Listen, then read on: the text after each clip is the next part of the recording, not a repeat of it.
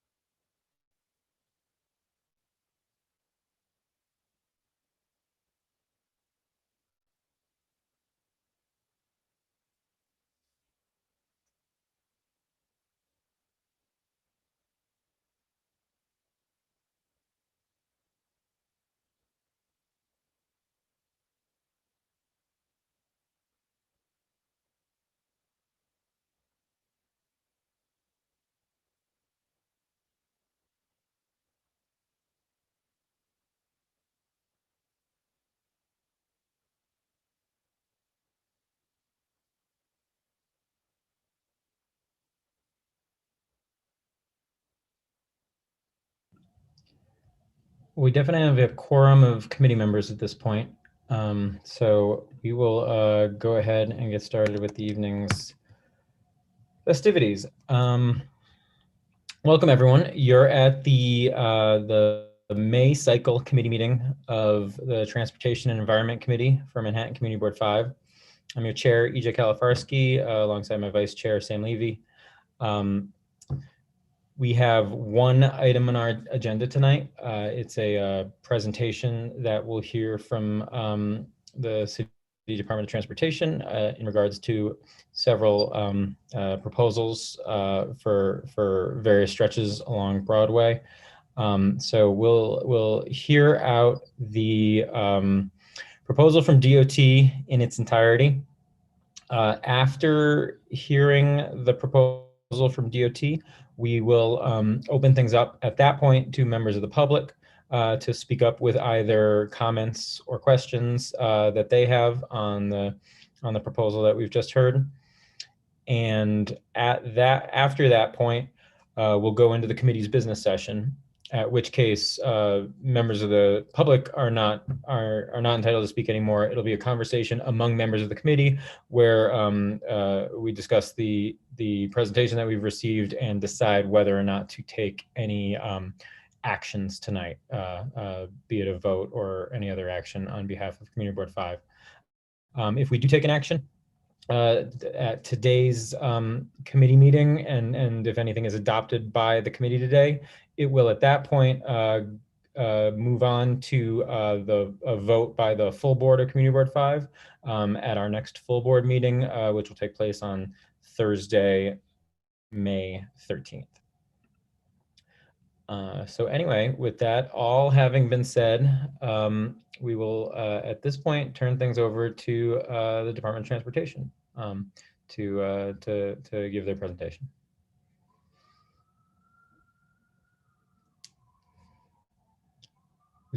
Who's going to drive on behalf of the DOT? Beautiful. Thank you so much, everyone. My name is Emily Weidenhoff, and I'm the Director of Public Space at New York City Department of Transportation. I'm joined by my colleagues, Jessica Kronstein and Irene Figueroa Ortiz, and we'll be walking you through the presentation today, this evening. Quick background to start. As you all may remember, DOT has been thinking about the Broadway corridor from Union Square to Columbus Circle for many, many years, beginning back with our Green Light for Midtown project back in 2009, which created premier public spaces while also improving safety and traffic circulation in the district. We came back to you what feels like forever ago now, but January 2020, to present our Broadway Vision Plan, which was a new look at how to continue to reinforce the corridor for pedestrian and cyclist use, but really in a comprehensive transportation planning way, using using a toolkit strategy, moving beyond the binary of just having a street that's open or closed, and really creating a corridor long approach with a gradient of different treatments that again can prioritize pedestrian and cyclist safety, while also still maintaining vehicular access where needed. The other big goal of this corridor approach was to create an overall self-enforcing slow speed environment that both enhances safety, but also quality of life, and ultimately reinforces the kind of trend and pattern that we've seen of Broadway since 2009, which is that it's really a local street in the network. It's not a major vehicular network street. Over the past year, Broadway has played a significant role in pandemic response, and with the help from our fantastic bid partners, we were able to deliver some of our pandemic response programs, everything from open streets, more precise management of the corridor for pedestrian and cyclist use. And we also saw New Yorkers embrace streets for all different types of uses, including outdoor dining, and then certainly the success of the kind of hybrid open streets and open restaurants dining along the Broadway corridor really was amazing to see, despite all of the challenges that the city was facing, all the life that happened along Broadway. And so our goals and really the opportunities at this moment and with these projects that we're going to present to you tonight, as I mentioned, to continue to rebalance and evolve and get the best design for this corridor for pedestrians and cyclists, but also this is a real moment to use and shape these projects for economic recovery and resilience. A lot of old and outdated markings and geometry on the street. And so that's something you'll see over and over again in these projects, how we're really able to refresh and take a new look and get more out of our streets with our new design toolkit.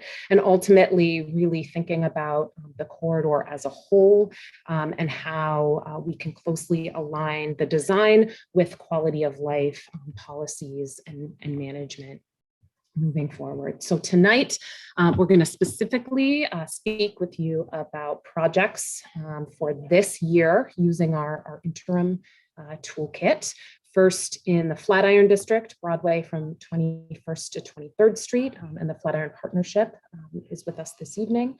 The next section in the Garment District, Broadway from 38th to 40th Street, and the Garment District Alliance is joining us this evening. And then the northern tail of Times Square, so Broadway from 47th to 53rd Street, north of the permanent bow tie plazas. So very excited to implement these treatments and really have a larger scale corridor approach.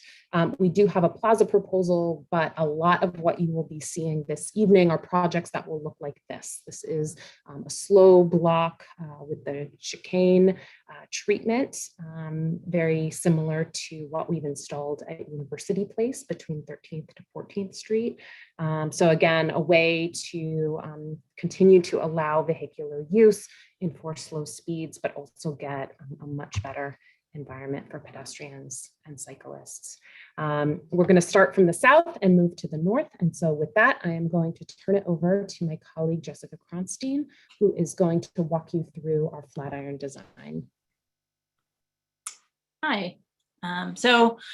As Emily said, the Flatiron project goals really are to prioritize pedestrians and cyclists, expand public space, implement traffic calming measures, and really just better meet neighborhood circulation and access needs. You can see in this photo, the street is just it's not fully used, and it's not super well balanced to meet the needs of the users. So in the last couple of years, while we've been working on these projects, we've done a fair amount of outreach. Most recently, we did a digital survey. It was open for a month in the month of February. We had just under 200 respondents. And when we asked respondents what what modes they typically use as they travel on Broadway from 21st to 23rd. You know, we said they could sort of mix and match. They could pick all that applied. So, but you know, the bulk of people walked, right? So 90% walked, 53% typically cycled, and only 11% typically drove on those couple blocks. And then the other thing to keep in mind is that, you know, as Emily noted, you know, throughout the pandemic, we've been experimenting with prioritizing pedestrians with our Open Streets program, and 67% of those we surveyed said they had altered their routes to use the open street while it was in operation. And then we also asked, oh, sorry, one last thing. We also asked how people wanted to use the space in the future. And the overwhelming sort of winner was strolling and enjoying the outdoor space, with close runner-ups, with biking, part of their daily commute, and socially distanced outdoor group activities. So let's jump in. So looking at the proposal, you know, so the proposal really, so we maintain, so looking at the before after, looking at what's existing on the left and what the concept is on the right. We are maintaining vehicular access. As you can sort of see, that's the FDNY auto turn. So that's FDNY's biggest truck in their fleet. We are re-engineering the street to better use the space. You know, you can see all of this sort of striped space that's really unused on the left-hand side, and you can see how it's all really used by all modes on the right-hand side. And we are including these chicanes to slow traffic and prioritize peds and cyclists while marking the cyclist lane so that both cyclists know that they have a space, but also peds know that cyclists are coming. And then we're relocating the bike dock on the southern block from the southern half to the northern half. So let's look a little bit closer at those two blocks. So looking closer at the proposal, you know, we are really sort of starting at the north. We're really tightening that entry point so that as vehicles enter the slow street, they feel sort of squeezed to slow down. We're expanding pedestrian space to meet both circulation and programming needs in the neighborhood. We are, as I said, marking the bike lane for peds and cyclists, both. We're also protecting cyclists as they enter, allowing them to sort of join the street. And then as they re-enter the sort of normal network, we are protecting them with that bike share dock. So using that bike share dock to really sort of delineate space and really giving it a little bit more space itself. And then, sorry, next slide. And then looking a little bit at who is using this space, you know, it's really predominantly peds, with bikes and cars pretty evenly split, but peds really being the dominant users. And then looking where we are taking away road capacity, we're not banning the turn, but we are taking away that right turn lane and really giving it over to peds and cyclists. And, you know, at peak hour, it's 19 turns there. So our engineers think that's like super low, and so it doesn't really need any remediation. And then again, just to reiterate, you know, the vast majority of users here are pedestrians and cyclists. And then looking a little bit closer at the curb usage here. So we are maintaining the metered parking regs on Broadway. You can see that sort of red box on both the left and right sides is the space, the no standing area for the Madison Greens loading dock. Through our outreach, we are looking in, or they have requested that we add another spot for sort of load in, load out on moving days. We're looking into whether that's possible to sort of meet those needs. And then on this southern block, again, we're maintaining the metered parking reg on Broadway. The biggest change is that there is an outdated parking reg on 21st and 22nd between Broadway and Park that is 3-hour metered parking 8 a.m. to 6 p.m. with a 1 a.m. to 7 a.m. no standing. We want to change it to match the rest of the neighborhood so that we are allowing, so that we're giving back a certain number of overnight spots to the neighborhood. So it would just be the 3-hour metered parking. And that our borough engineers, we're asking you to include that in your resolution tonight. So yeah. And so now I'm going to hand it over to my colleague, Irene. Thank you. Hello, thank you. Good evening all. Thank you for having us. The second project location is in the Garment District. Here we're aiming to transform 2 blocks of Broadway between 40th Street and 38th Street into a plaza block followed by a slow street.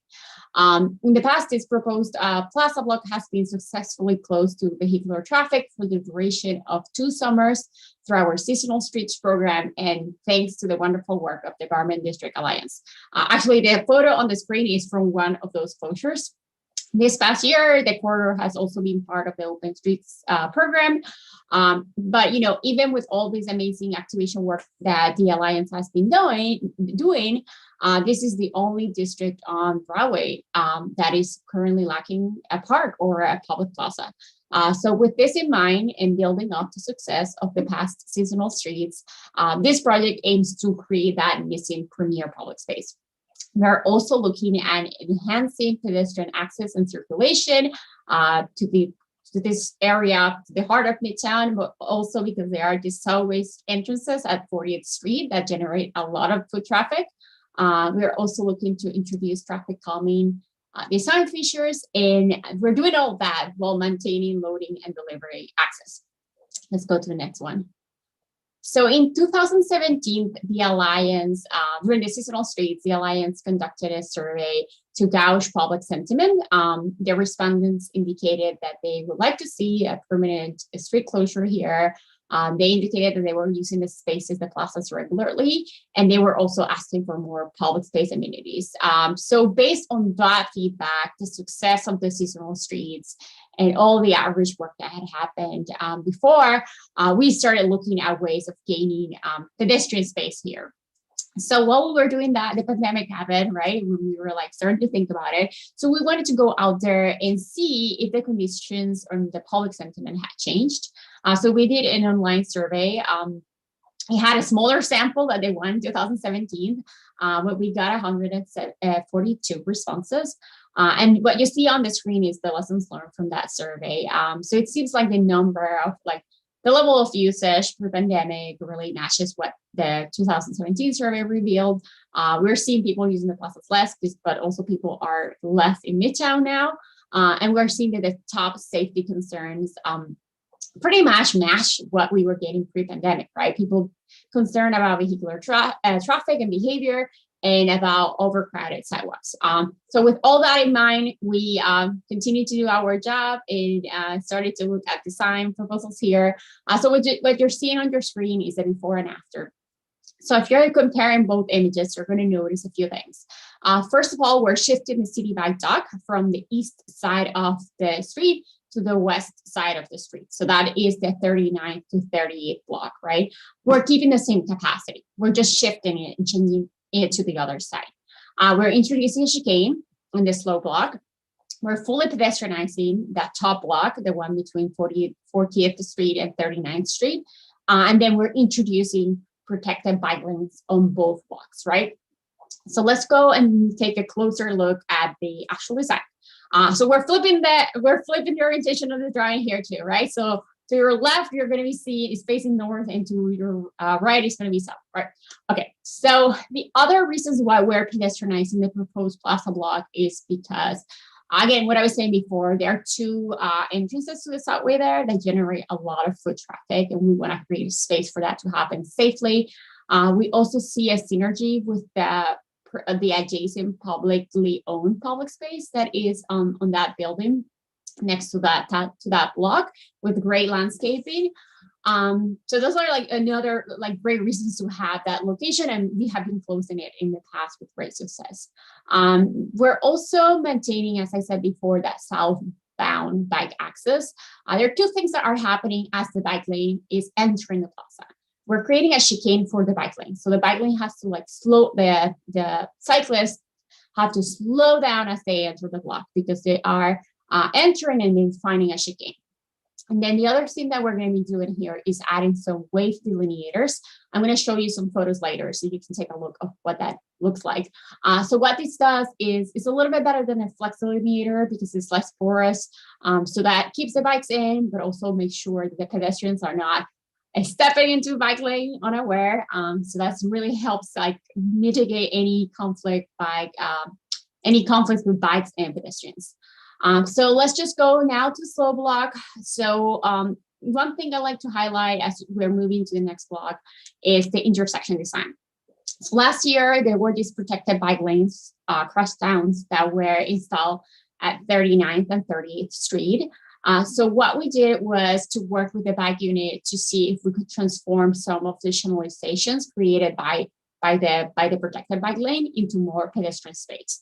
And what this allowed us to do was to narrow the crosswalks. So as cars are driving into that intersection, it creates this gateway treatment where you are seeing the pedestrians are more visible waiting in that intersection. It kind of signals that you're entering a pedestrian priority zone.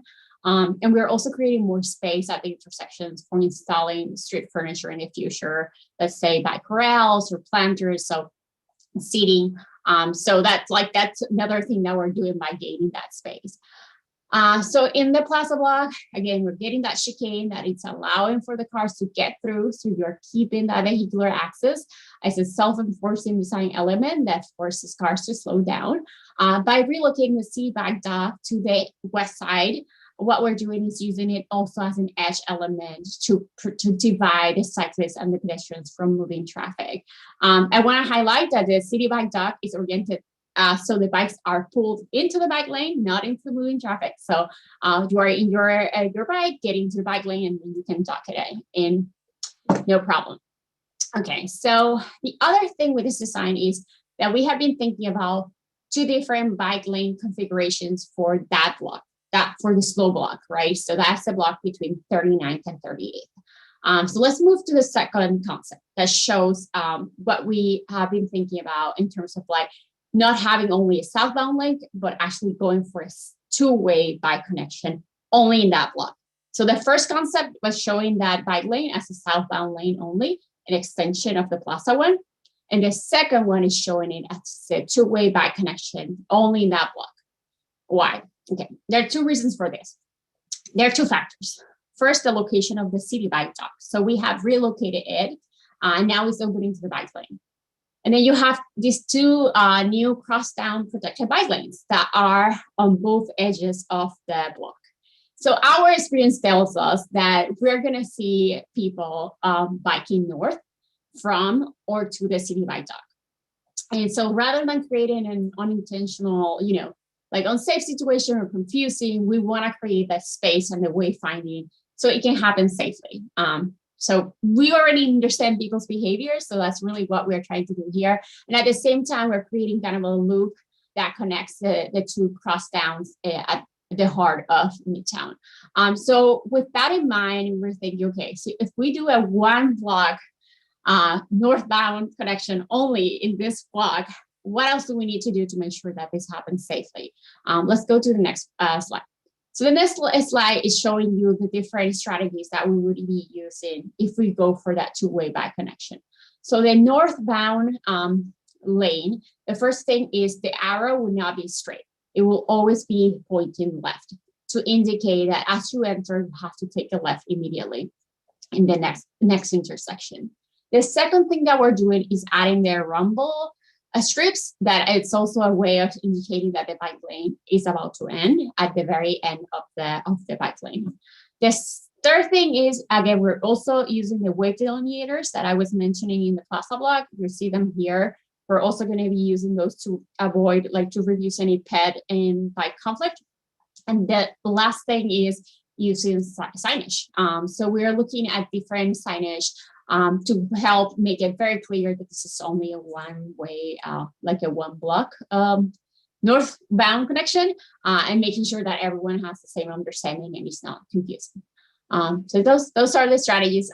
Let's go to the next one. Okay, so let's go traffic conditions quickly. This is a local access street. And the reason why we say that is because it's a corridor. The 2 blocks are within a corridor that is sort of a local access corridor. It's cut off by Times Square in the north and then cut off in the south by Herald Square. So if you go to the next one, you will notice that because of these conditions, we're getting very low vehicular volumes throughout the day. Especially if you compare it with the avenues, you can tell that there's not a lot of traffic going through. So people are not really using Broadway to go through. They're using it to like access specific blocks on that specific corridor. So when it comes to mode split at intersections, we can start seeing who is actually using a lot of Broadway, which are pedestrians.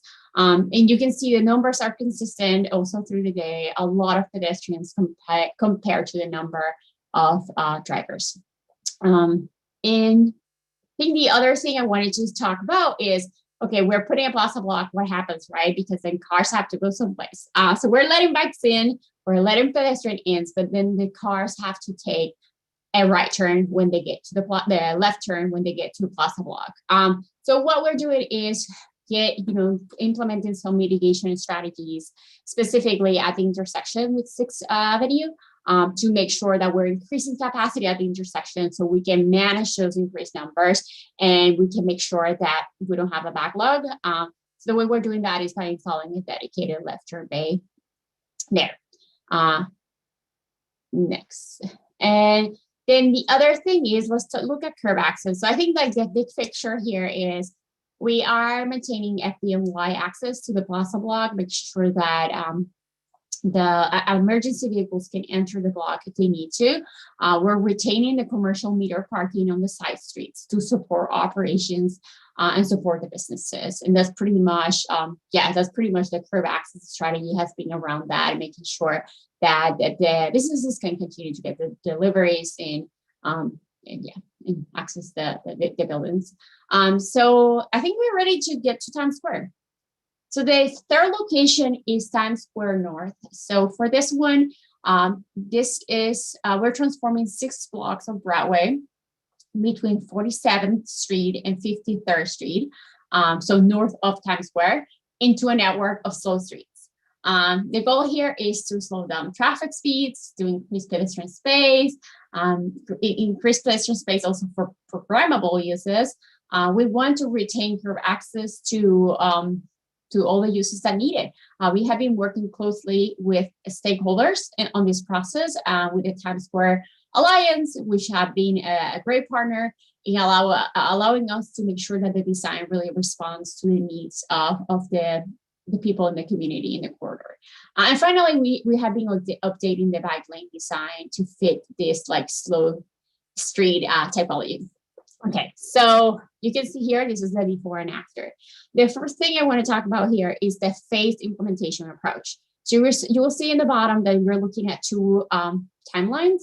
The reason for this is because this is a huge project, but also like the real challenge is that we're having a technical challenge with the concrete pedestrian islands that are already in that stretch of Broadway. So any work that we do in them, it will have an impact on the MTA tunnel. So that is something that requires a lot of coordination to make sure that we are doing it safely and not impacting operations. And we wanted to make sure that we could have something on the ground this year, make something impactful, and then, come back next year and finish the rest of it. So that's why we're taking this 2-phase approach. Okay, so what you're seeing here is we're introducing again the chicane and making it really a network. With the city back docks, we're doing something similar than in the other 2 projects. We're keeping the same capacity, but relocating them. We're simplifying the geometry, eliminating the left turn bays. We're narrowing the moving lanes a bit to help with that, slowing the speeds. We're keeping vehicular traffic access as it is, so cars can enter each one of those blocks at any time. We're creating more space for pedestrians, and also cyclists can navigate those chicanes also at all points. So let's go and take a closer look. So this is phase 1. So the next 2 slides are going to be phase 1. So that means what we want to do this year. And we're going to be moving from 47th all the way north, okay? So the first blocks, what you're seeing here is the chicanes. This is the design that we want to extend to the rest of the corridor. And this is just having the 2 chicanes with the bike lane that is like they're like just also taking that chicane. So like the bikes are also slowing down with the cars, but they're separate. We are creating more programmable space. We are also maintaining that city bike dock and just relocating it to a location where, you know, it's all city bikes. It's the city bike is kind of protected there. And that's pretty much, that's like the main strategy for and then the bike corrals. So I think that we're doing is adding bike corrals as part of the edge object strategy. So we are adding one right there on that last block, and we're doing the same in the other block we'll see now. It's just like finding opportunities to get some bike corrals to support recovery and allow people to park their personal bikes. So that is like we are going up. So this is between 51st and 49th Street. As you can see, of these 2 blocks, we're only shading the one between 58th and 49th. And what you're seeing here is that we are creating a transition between the previous street design into the new one. So we are relocating the bike so it can be aligned with the chicane. We're adding the bike corral, and it's like a more subtle change. So then next year we can come back and actually make a bigger change. So that's the same block. It's basically the same 2 blocks that you were saying before, but phase 2.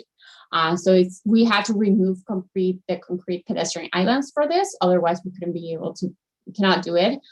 So without those, then you get more space. You get to be more creative and do more things. And what you're seeing here is just that. Another thing that I want to highlight is that we're really seeing that block between 51st and 50th Street as a multimodal block. We have the access to the subway station there. So that's why we relocated the city bike dock to that area, thinking that it could be that space where, you know, you get off the bike, you get on the train, and vice versa. Also great opportunity for, I would imagine, future probably bike corrals as well. So let's go up. The last 2 blocks are between 53rd and 51st. And again, you can see here in the top block that there is some access to garage that we're respecting. So the project is not going to have any impact on entrances to the parking garages along the corridor. I think that's it. Looking at my notes, I think I covered everything. So traffic network. So this is not the same as the previous one, but again, Times Square is also cutting off this one, only in the south edge of the project. So every car that is driving down has to take a right turn when they get to Times Square, and every bike has to take a left turn. So that is also having impact on the traffic volume. So if you can see, you compare to the avenues versus Broadway, you can see that the numbers are nothing compared to the avenues, and also they're consistent throughout the day. So we're seeing the same things. So looking at the mode split at intersection, then we can see who is using the space. So again, very similar to what we were seeing south. A lot of pedestrians using the space versus like cars. So I think one thing that I wanted to kind of dive in a little bit is because we're simplifying that like street design, we're using signals to make sure that we reduce any conflicts, especially between the cars and cyclists. So at 48th Street, we're removing that dedicated left turn bay. And what we're doing is using signals to make sure that the cyclists can get through that intersection without getting hit by a car that is making a left turn.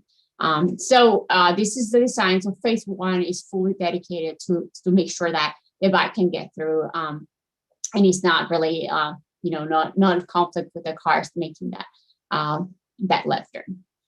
So just something just to bring up that we have been thinking about that. And there's also a bike signal there already. So let's go to the next one, which I believe is the curb access. So this is another one where we're making sure that emergency vehicles can get through. So again, we're doing chicanes, so we need to make sure that every vehicle that needs to get through can get through. We have also been working closely with this members of the Times Square Alliance specifically, and with property managers here to make sure that we understand the specific access needs of the signage trucks. So this is a very interesting area because we need to make sure that the curb access allows for all the signage trucks to provide service to those buildings. And we have been working closely with all of them. And thanks to the Times Square Alliance for that.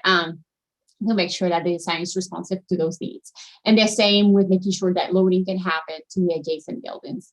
So that part, like the regulations pretty much show that we have been making sure that there's always available space for those needs. And this is all from me. So thank you so much for listening. Now we're gonna go into next steps. Beautiful, thank you, Irene. So very quickly, in summary, this evening, we are looking to hear your feedback on the 3 projects. We want to remind you that in the Garment District, there are 2 options, either a one-way southbound bike lane or a 2-way bike lane for 1 block. And we're also looking for your input and specific resolution on the curb red changes on 21st and 22nd Street in the Flatiron District. We're here with you tonight. We will be taking your feedback, incorporating questions, comments, things like that, circling back on any updates, and then pending a full board vote. If there is support to move these projects forward, we would begin implementation on the week of May 17th.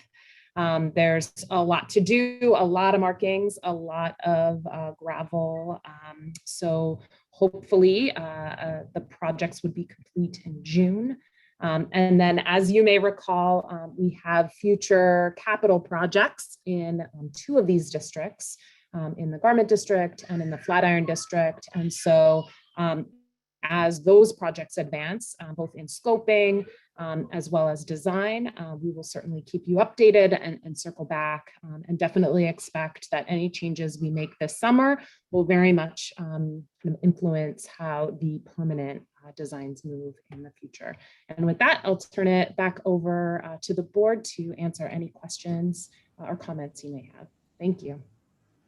Thanks, Emily. Thanks everybody. One very minor addendum. I think if I'm reading the calendar right, our full board meeting will be Thursday, May 13th, not the 15th. Noted. Thank you. Just for public awareness. Thank you very much for the presentation. As I was mentioning earlier, we'll do a couple things at this point. First, I'll create an opportunity for anyone on the committee to ask questions first. After the committee gets a chance to ask questions, we'll switch over to members of the public who are in attendance to either ask questions or make comments for the public record and for the presenter. And then finally, after all that, we'll go back into our committee's business session, at which point it'll just be members of the Transportation and Environment Committee talking amongst ourselves and deciding on any actions. So with that, I'm going to ask members of the committee if they have any questions, and I can see hands raised already. Let's start with George Hykalis. George, if you want to unmute yourself, we'll be able to hear your question.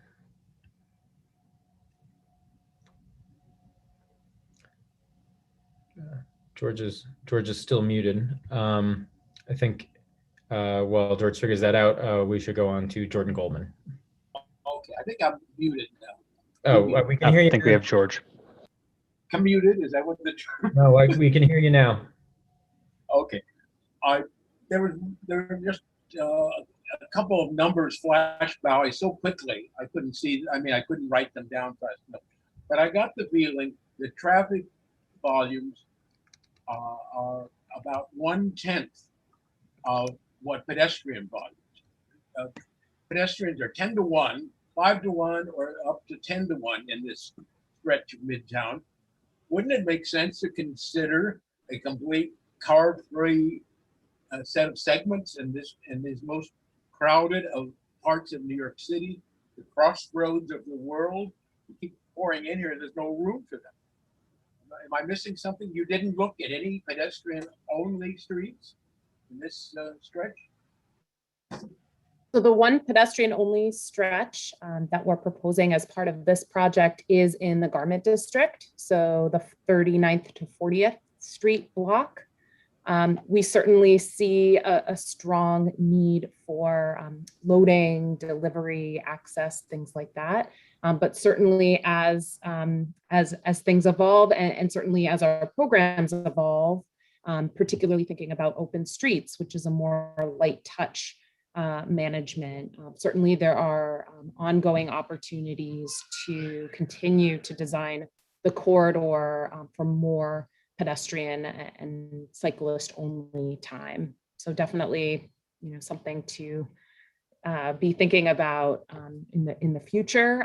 At this point, we're very much looking to ensure that we can still preserve loading and access at certain times of the day, and ultimately always having slow speeds for those vehicles.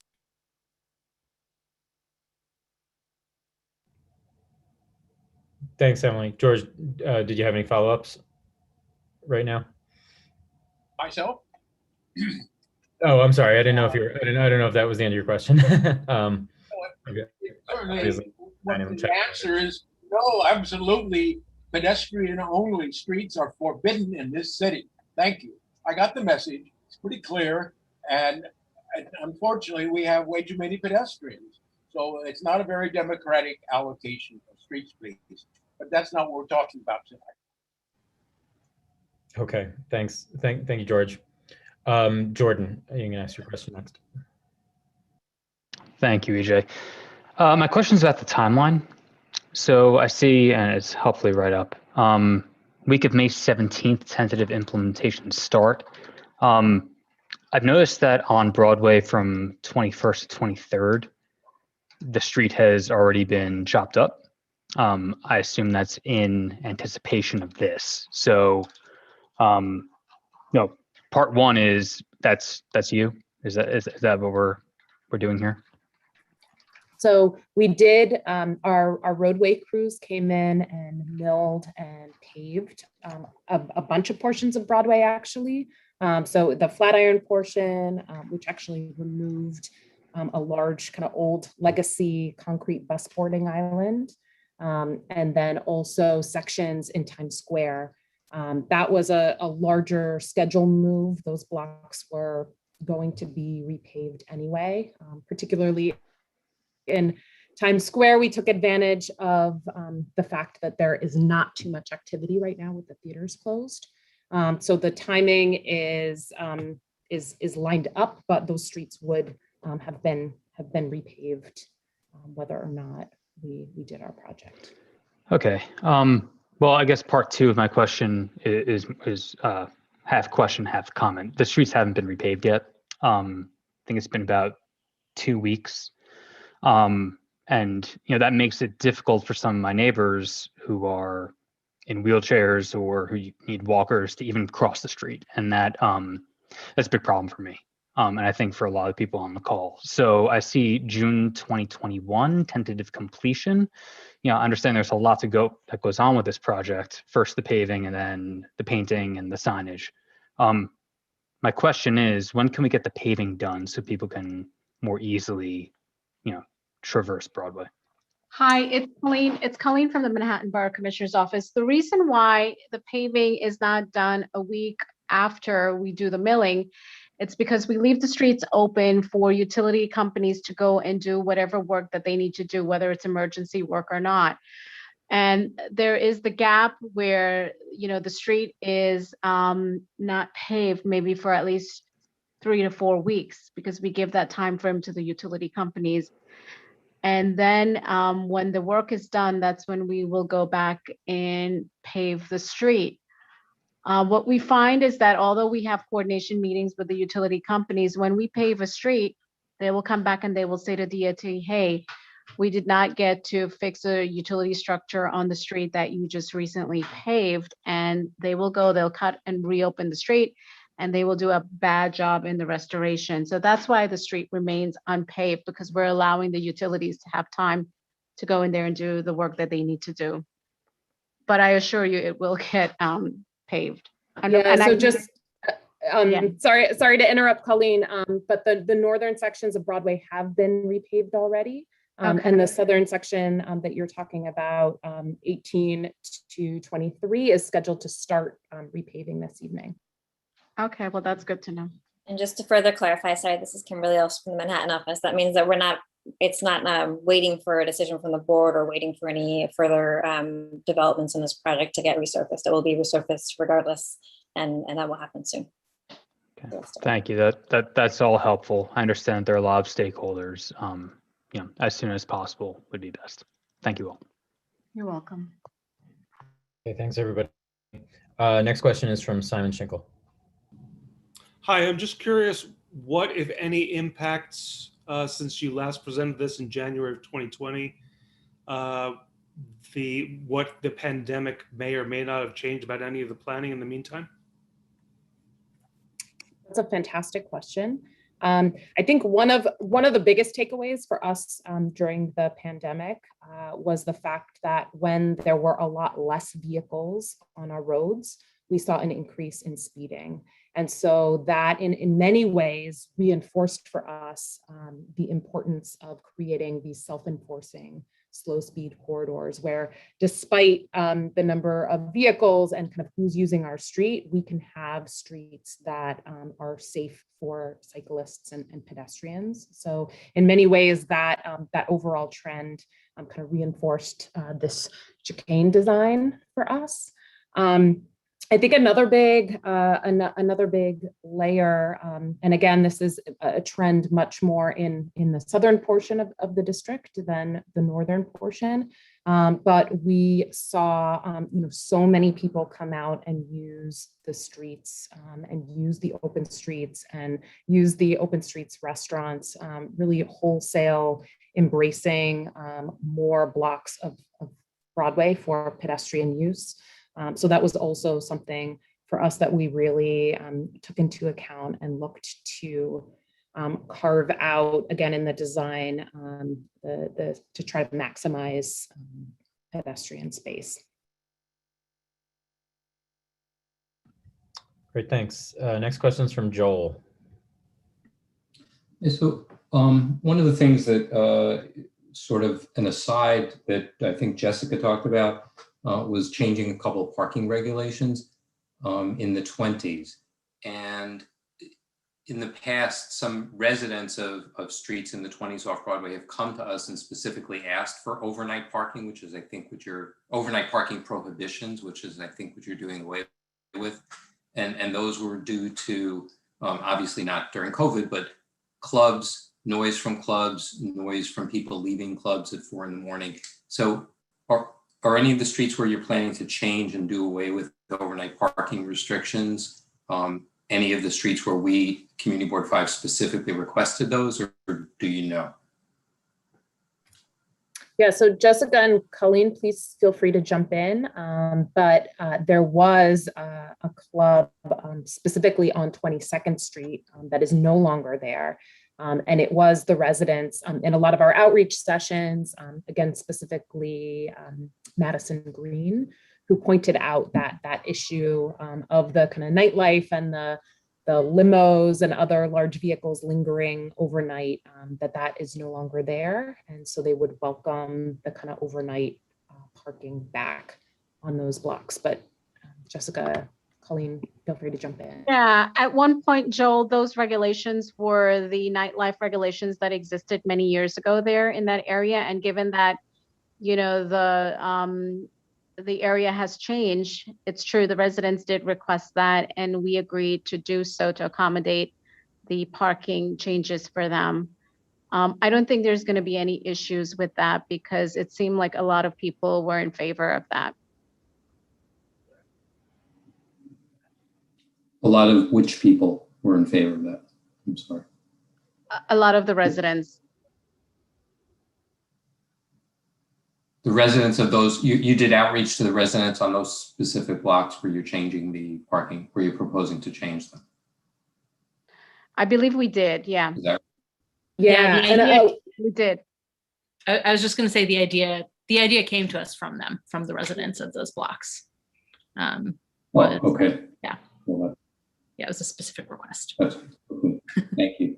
But again, I mean, I think, you know, one of the things that Colleen is pointing to is that we're totally open to revisiting if things change again. Yes, and given that the land use has changed, I mean, we're open to that as well. Yeah. Okay, thanks very much. You're welcome. Are there any other questions from members of the committee? Please feel free to use the raise hand feature.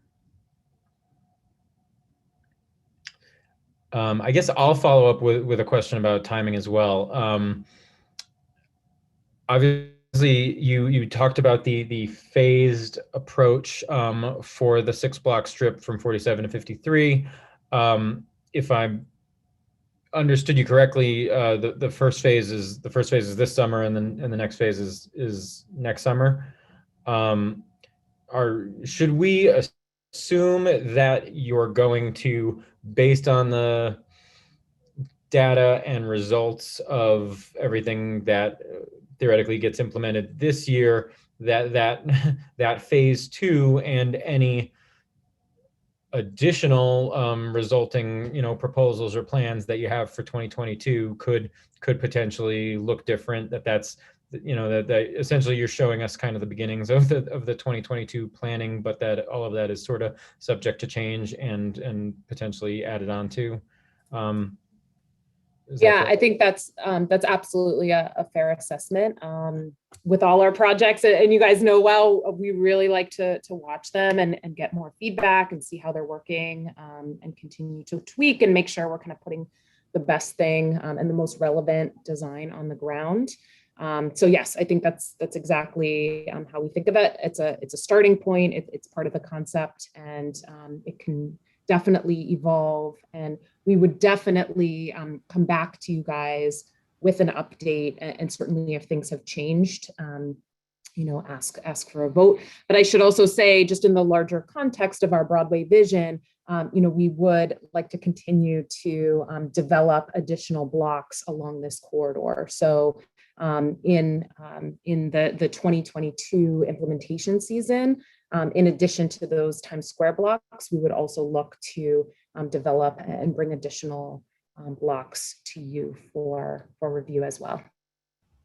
Is it feasible to potentially come back to us, maybe not a year from now, but sometime closer to the end of the summer, after you know, the June implementation has been completed for a couple of months, so that the summer and the original plan are sort of fresher in our heads to be able to kind of get maybe an interim report as to how these things are working, instead of you know, waiting throughout the winter?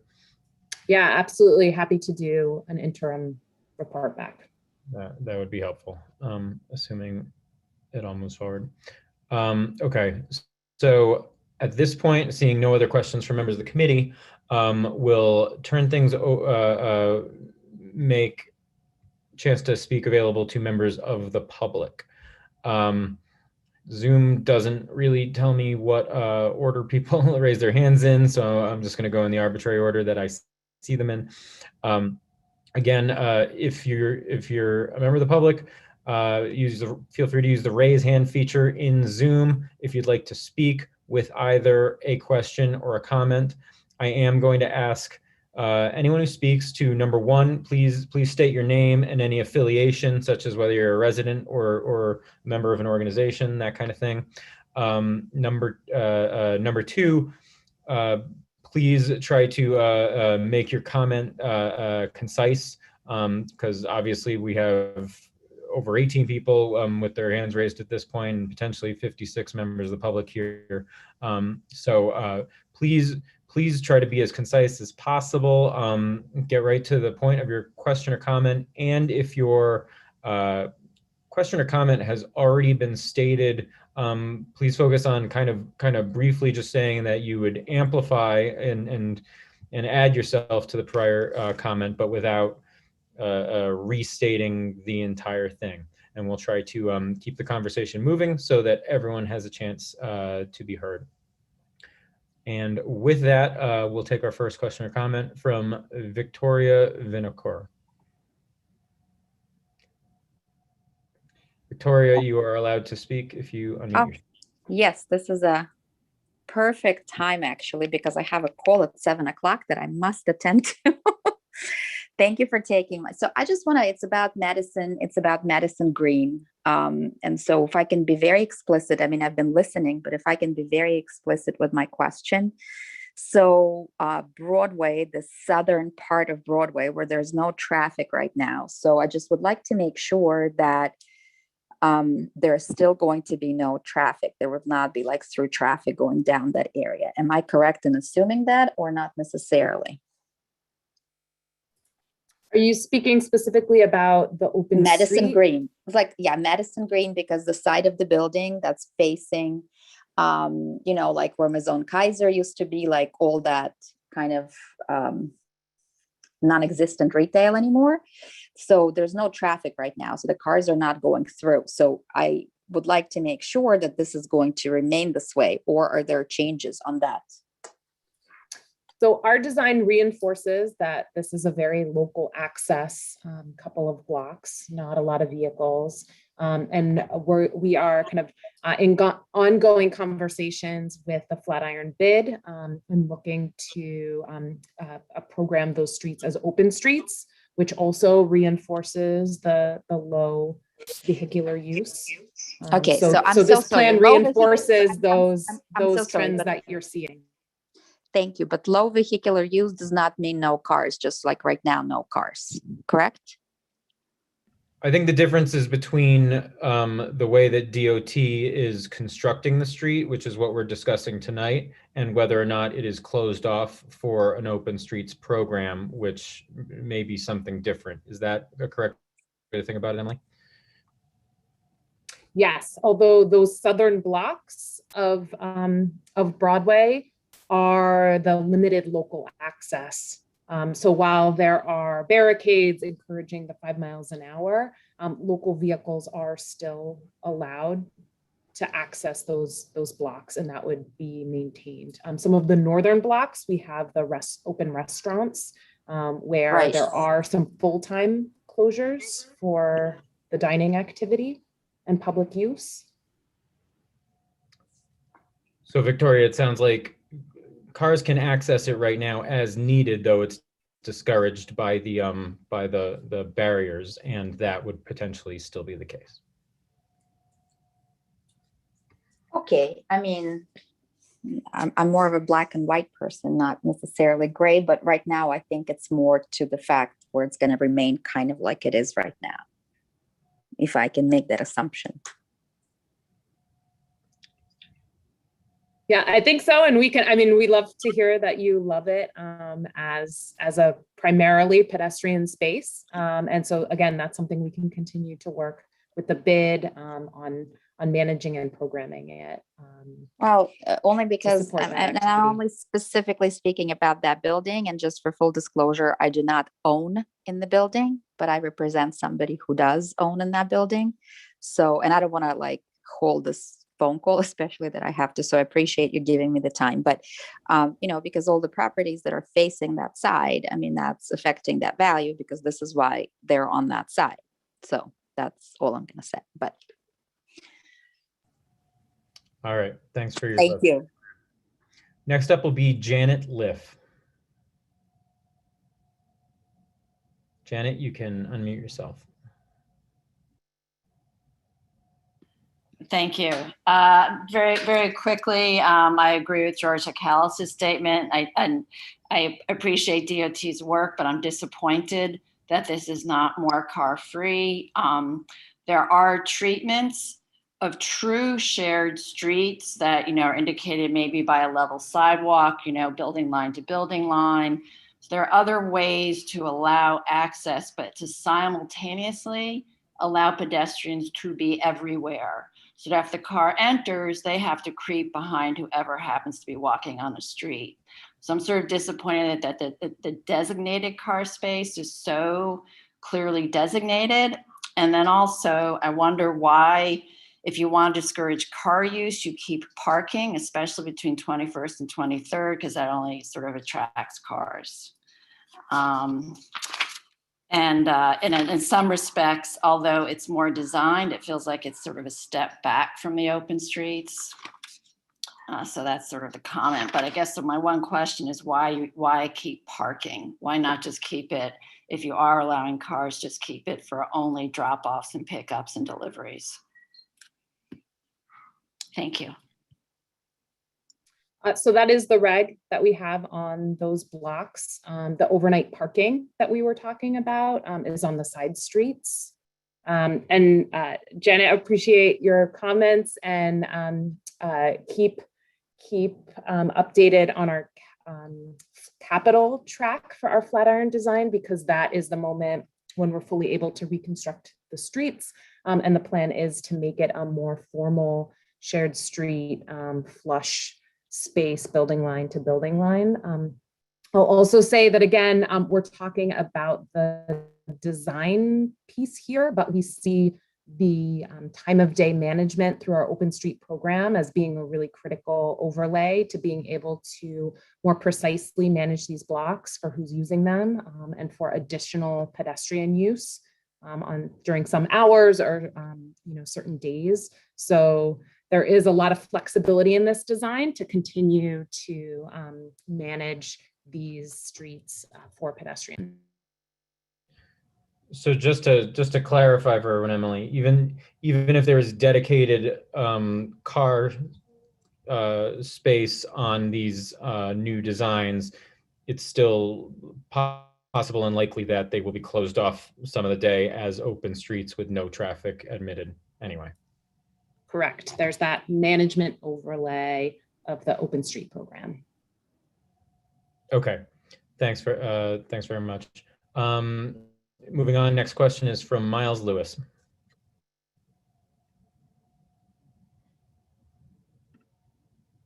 Miles, you can go ahead and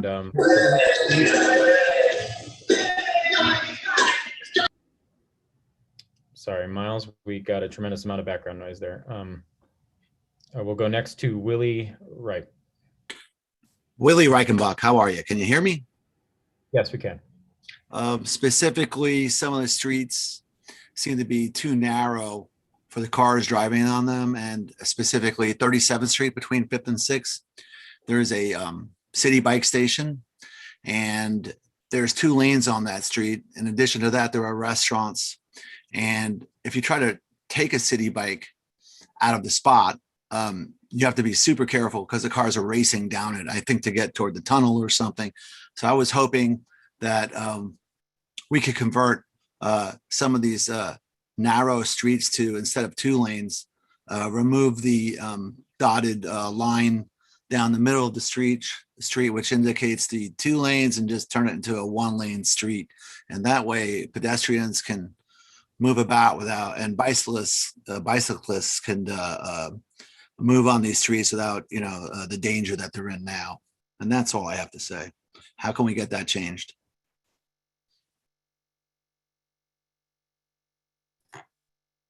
So that's definitely something. You're talking about the use of the side streets there. Right. So that's certainly something, we can take back and take a look at. Kim and Colleen, I don't know if there's anything else you'd like to say on that.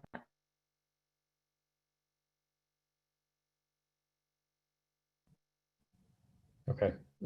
Sorry, I was muted, but I just agreed with you and said that we can take it back and take a look. All right, thanks for the question, Willie. Next up, we'll try Miles Lewis again. Miles, if you want to mute yourself, you can speak. No, I actually did not mean to raise my hand. I'm very sorry about that. Okay, thanks very much. Next up is Alan Liff.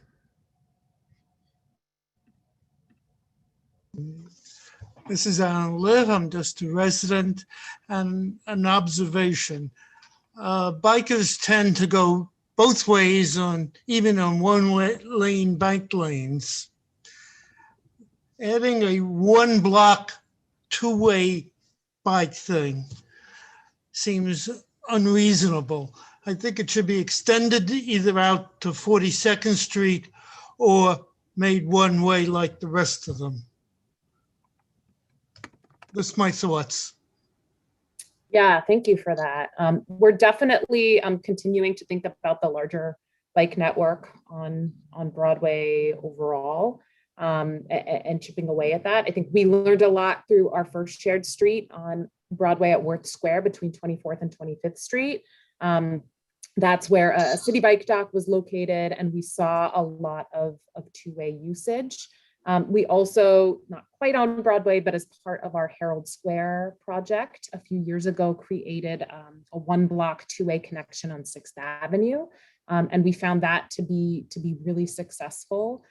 So trying to, again, the idea of having an option where we could safely designate and reinforcing the type of bicycle usage we think we're going to see on the 38 to 39 block, connecting to crosstowns, connecting to that city bike dock. But we do have two options and are looking for the board to weigh in. So certainly southbound one way is an option. And then that one block two way is also an option, and are looking for the board to weigh in on that. Thanks, and that's definitely something that we can discuss in our business session and potentially weigh in on as a committee based on that comment, Alan, and others from the public as well. So thanks very much for your comment. Next up will be Philip Kogan. Sorry, Philip. Now you can unmute yourself and speak. Hi, Phil Kogan. I am a resident on 22nd between Park and Broadway. I'd like to reinforce the comment about two-way bikes. Whether you mark the bike lanes one way or not, all you have to do is stand on Broadway on any afternoon or evening and watch the two-way traffic. Whether the signage is there saying one way or not, those signs are not paid any attention to, and there's no enforcement. So I think it's unrealistic to create one-way bike lanes when the usage indicates that they will be used as two-way bike lanes. Why not do it the safe way? That's my comment. All right. Thanks very much, Philip. Next up, we'll do David Kalis. Yes, good evening. My name is David. Sorry, David, I think accidentally muted you again. You can go ahead and unmute yourself. David Kalis from the West 50s Neighborhood Association. Thank you. A great presentation. Briefly, let's talk about bikes. I'll make a few comments, then I would like a reaction. The city in general and DOT in particular has utterly failed when it comes to bikes and enforcing existing bike laws. There has been no enforcement for the last 20 years. I'm dubious as to whether the department is going to make any effort to enforce bike laws. Your partner in biking, City Bike, when they first started in their rental stations, used to have signs up with the existing laws, no riding on the sidewalks, et cetera, et cetera. Now they don't care. City bike riders have become some of the most flagrant lawbreakers in the city, and City Bike no longer seems to care, especially now with electric bikes, whether people ride on the sidewalks or not. You talk about the two-way bike lanes, as has been mentioned earlier. Every bike lane in Manhattan now is two-lane. We talked earlier about bike signage. The most important signage the DOT could put up starting tomorrow would be on every parking rules and regulations sign, a sign that would say it is illegal for bikes and e-bikes to ride on sidewalks. The streets and sidewalks of Manhattan have become a toxic area for pedestrians. It's the #1 topic of conversation in town halls. Every precinct meeting I go to, they keep bringing up how people feel threatened just walking on the streets and sidewalks because of bicycles. As we know, the police will not leave their cars. They will not enforce the laws. What can the Department of Transportation do to ensure my members and the public at large that there will be enforcement of existing bike laws, which is not happening today? Thank you.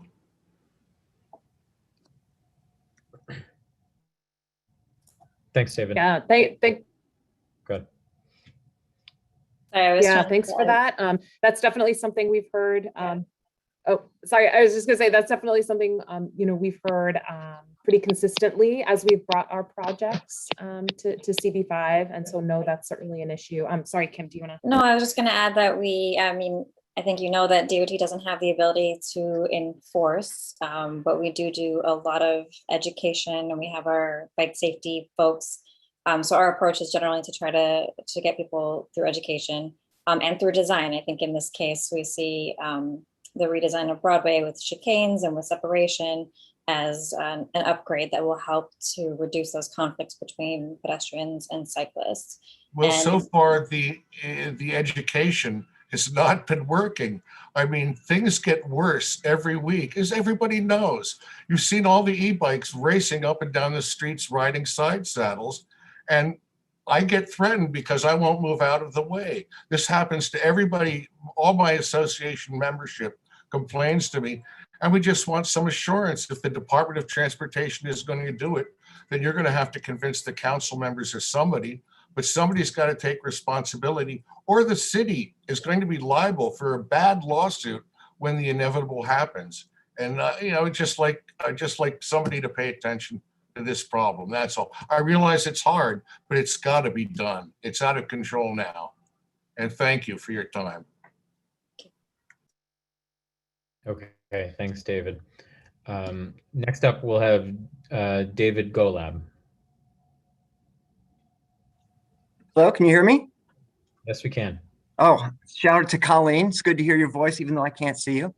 My question / comment is, will the changes increase opportunities for sub concession agreements? In other words, food vending in the new plazas that are created?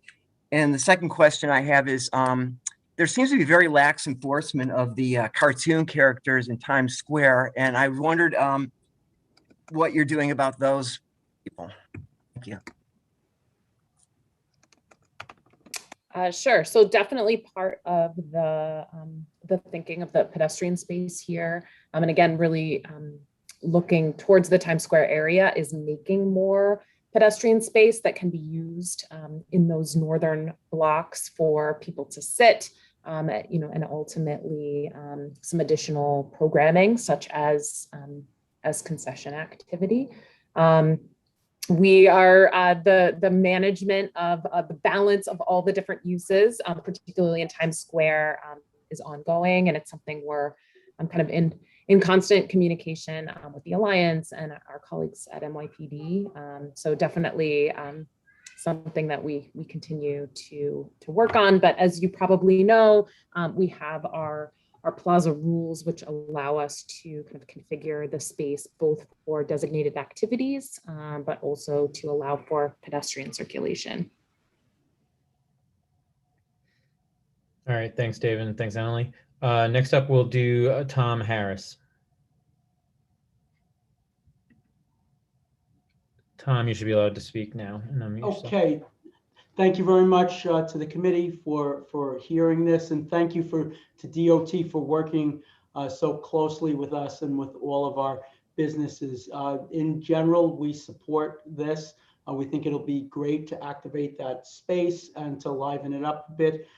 Two, I don't know if you could call them concerns, but the signs are the lifeblood of Times Square. It's not a choice for buildings to put signs up. It's mandated in the zoning laws. And when they put the signs up, they have to be able to service them. And the signs are serviced for emergencies if a bulb goes out, and I'm just using the term bulb, also for general maintenance. And then occasionally the signs need to be replaced. And it's important that the sign trucks are able to access for these emergency repairs. The way that works is someone from the sign company walks through Times Square during the day, they see a bulb out, and then they bring a truck over and they replace the bulb. So I just want to make sure that it's built into this plan that that is going to be allowed. And I know that we have some assurances, but I just want to make sure that we close the loop on that. And then the next thing just gets to the management of the space. We changed the landscape of these locations throughout the city, but we haven't changed the legislation that governs them. And we see a lot of negative behaviors that just there's no rules to govern them. And I would just challenge the community board and DOT to think holistically at developing regulations to govern these spaces similar to what they have in parks. People enjoy themselves in parks because they have codes of conduct and they have regulations and enforcement. And I think that if we're going to revisit the purpose of these pedestrian plazas, we should have a code of conduct or regulations similar to what they have in parks so that everyone can enjoy the space. Thanks, Tom. I don't know if DOT has any specific response to any of that, but either way, I appreciate the comment. Next up, we'll do Samir Lavinia. Hi, can you hear me? Yes, we can. All right, thank you for letting me speak. Sorry, you got you got muted, Samir. You can unmute yourself. Okay, hopefully it's fine now. I was just saying, thanks for letting me speak. I need to go cook dinner soon because I've been fasting all day for Ramadan. First of all, so where I live near Union Square Park. I walk on this Broadway stretch all the time. It's great. I remember, I think it was last year, maybe it was last year, with like the seesaws on Broadway in the Garment District. That was great. Loved it. Definitely went out of my way for that. So my question is, so I was looking at the temporary full closures on Broadway. There's between 21st, 22nd, 25th, 28th, 28th to 29th, and then 29th to 31, it looks like.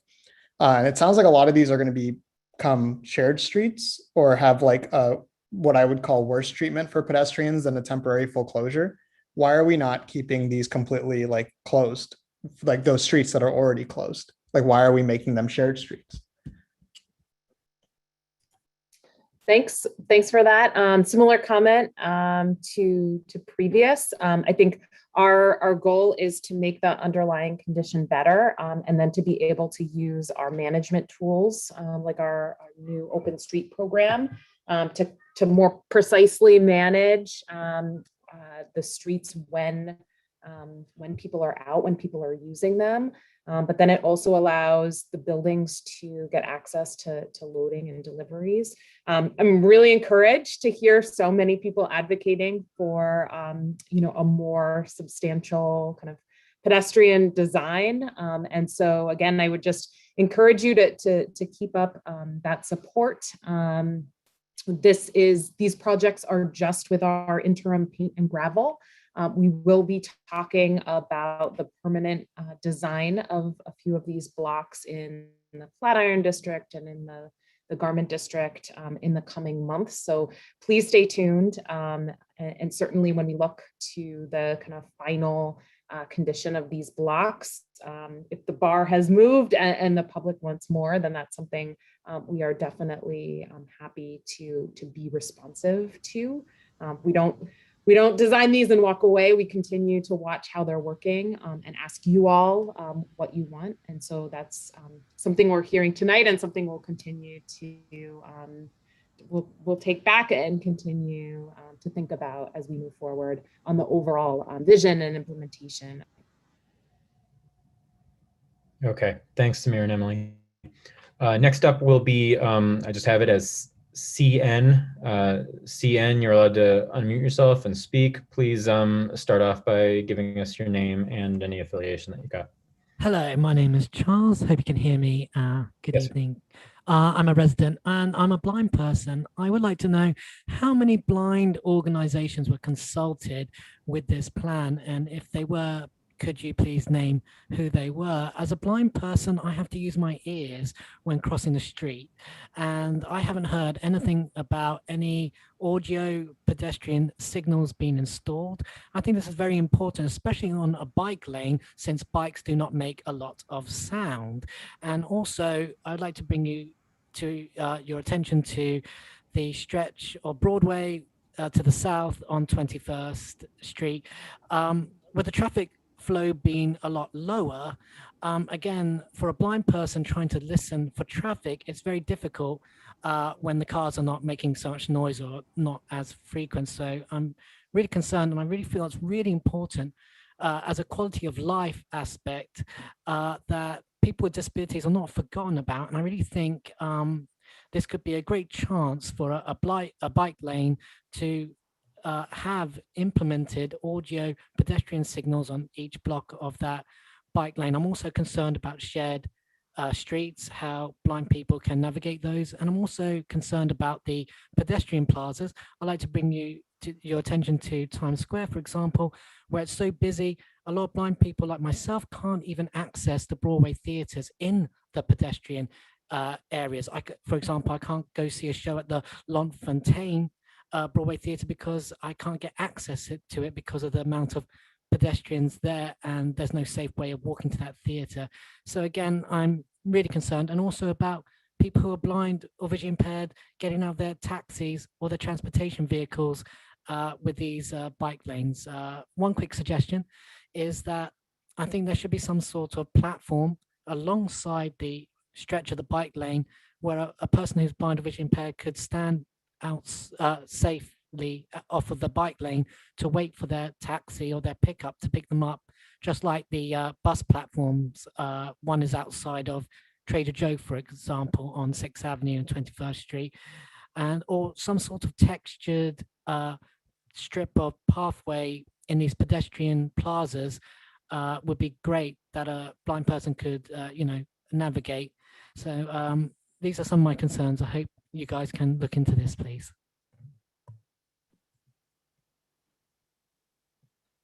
Okay, thanks, Charles. Thanks for the comment. DOT, of course, feel free to speak up for any of these if you'd like to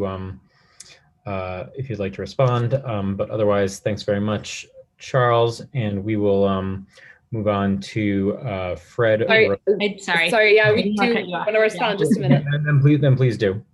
Yeah, so thank you, Charles. Those are all super helpful comments. So one of the things that we've been working on at the DOT is on standards for tactile warning strips around all of our shared spaces. So that was like the biggest feedback that we got after our first shared street on the 24-25 block on Broadway a couple of years ago.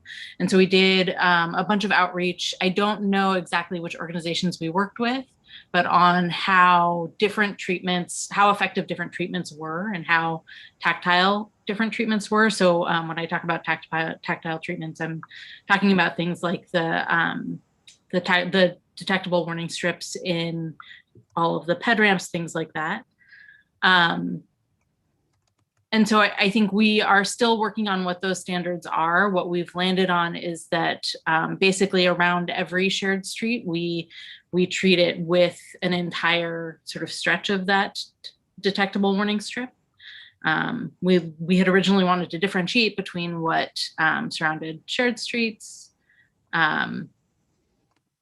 what surrounded shared streets and what surrounded like ped what led people to crosswalks, but we landed on ultimately the detectable warning strips acted as sort of a decision point regardless. So I think all of that is to say, we are totally open to taking any suggestions that you have. And we can also get back to the board with which organizations specifically we worked with on developing the standards that we're going to be implementing. And we can also take this specific design back to that group and make sure they're aware of it and get their feedback and comments. Thank you. Thanks. All right, thanks, Jessica and Emily. Now we will go to Fred Rosenberg. Fred, you can unmute yourself. Yeah. Hi, I'm Fred Rosenberg, Sherwood Equities. We own 2 Times Square and 1600 Broadway, which is 47th to 48th and 48th to most of 49th Street. First of all, I really want to thank DOT for putting together an excellent plan to a stretch of Broadway that sorely needs the work. I also want to thank DOT, especially Irina, for being really flexible. We had some issues in front of 1600 Broadway because it's a residential condo, and making some modifications which really help. I just want to sort of reiterate and emphasize what Tom Harris said, that it's imperative that we have access with our sign trucks to maintain the signs and construct new signs. I think we have a plan worked out, but I just wanted to mention again that we really need to have those trucks be able to access the signs. But I also just wanted to compliment DOT on listening to us and putting together an excellent plan. Thanks. All right, thanks very much for the comment, Fred. We will move next to Jim Wright. Hi, Jim Wright. I'm a resident at 27th and Broadway, so I'm very familiar with that area. My comments are going to be mostly below 34th Street. First of all, I really agree with EJ's desire to see the future plans more than a month or two before they're actually implemented. Obviously, there's no opportunity to make any changes at that point. So we're seeing basically a poster of what's going to happen, not really public input. So it would be really great. DOT had a workshop about 2 years ago on the Flatiron Plaza plans, where you really showed the whole context. And I would really like to know what the whole plan of Broadway is. We're seeing a lot of disparate projects, each of which have their own merits, but it's not clear how they all tie together. So I would really encourage a longer timeline in terms of meeting and providing input from the community board and the public. Second of all, I would want to just jump in on the bike discussion a little bit. I think the issue with the bikes, and I understand the people that have problems with bikes. I also am a bike rider myself, and I can see the frustration of the lack of a built-out bike network, protected bike network, which is what's causing a lot of the problems. DOT talks about the shared streets as being self-regulating. If there was a complete bike network, that would also be self-regulating, because they would work and people would use them where they're supposed to use them. I would just suggest the combination of streets, Lafayette from Houston Street up to, and then connecting into Broadway at Union Square up to 34th Street is a perfect opportunity for two-way bike lanes on wide streets. I'll just point out there's no northbound bike lanes on the city streets between 6th Avenue and 1st Avenue. So there's a really big section of missing protected bike lanes. And Broadway is wide enough for it, so as is Lafayette. So I think that's something that DOT could consider. Finally, talking about the streetscape design, I really appreciated Charles's comment about the visually impaired. And I think he's getting at a point here that's really critical, which is what we're seeing now is a really good approach to dealing with traffic. I think what's missing, though, is the urban design component that deals with nuances of how people interact and experience the street as they cross it and use it. Not only protecting each other from the different modes of traffic, whether it's cars, bikes, pedestrians, whatever, but also programming a lot of space that's now being turned over to pedestrians. I'm not seeing really very much programming under there other than city bike corrals. I think there could be a lot more bike corrals. I would really love to see more development with the bids in terms of real programming in those spaces. And I don't necessarily mean active programming, but it could be just designing these spaces so they work for people to use them. So I'm encouraged to see the plans, but I would really like to see them go a lot further than what they're going right now. Thanks for comments, for the opportunity to comment, and I appreciate Community Board 5's diligence and staying top of this. Thank you. Okay, thank you very much, Jim, for those comments.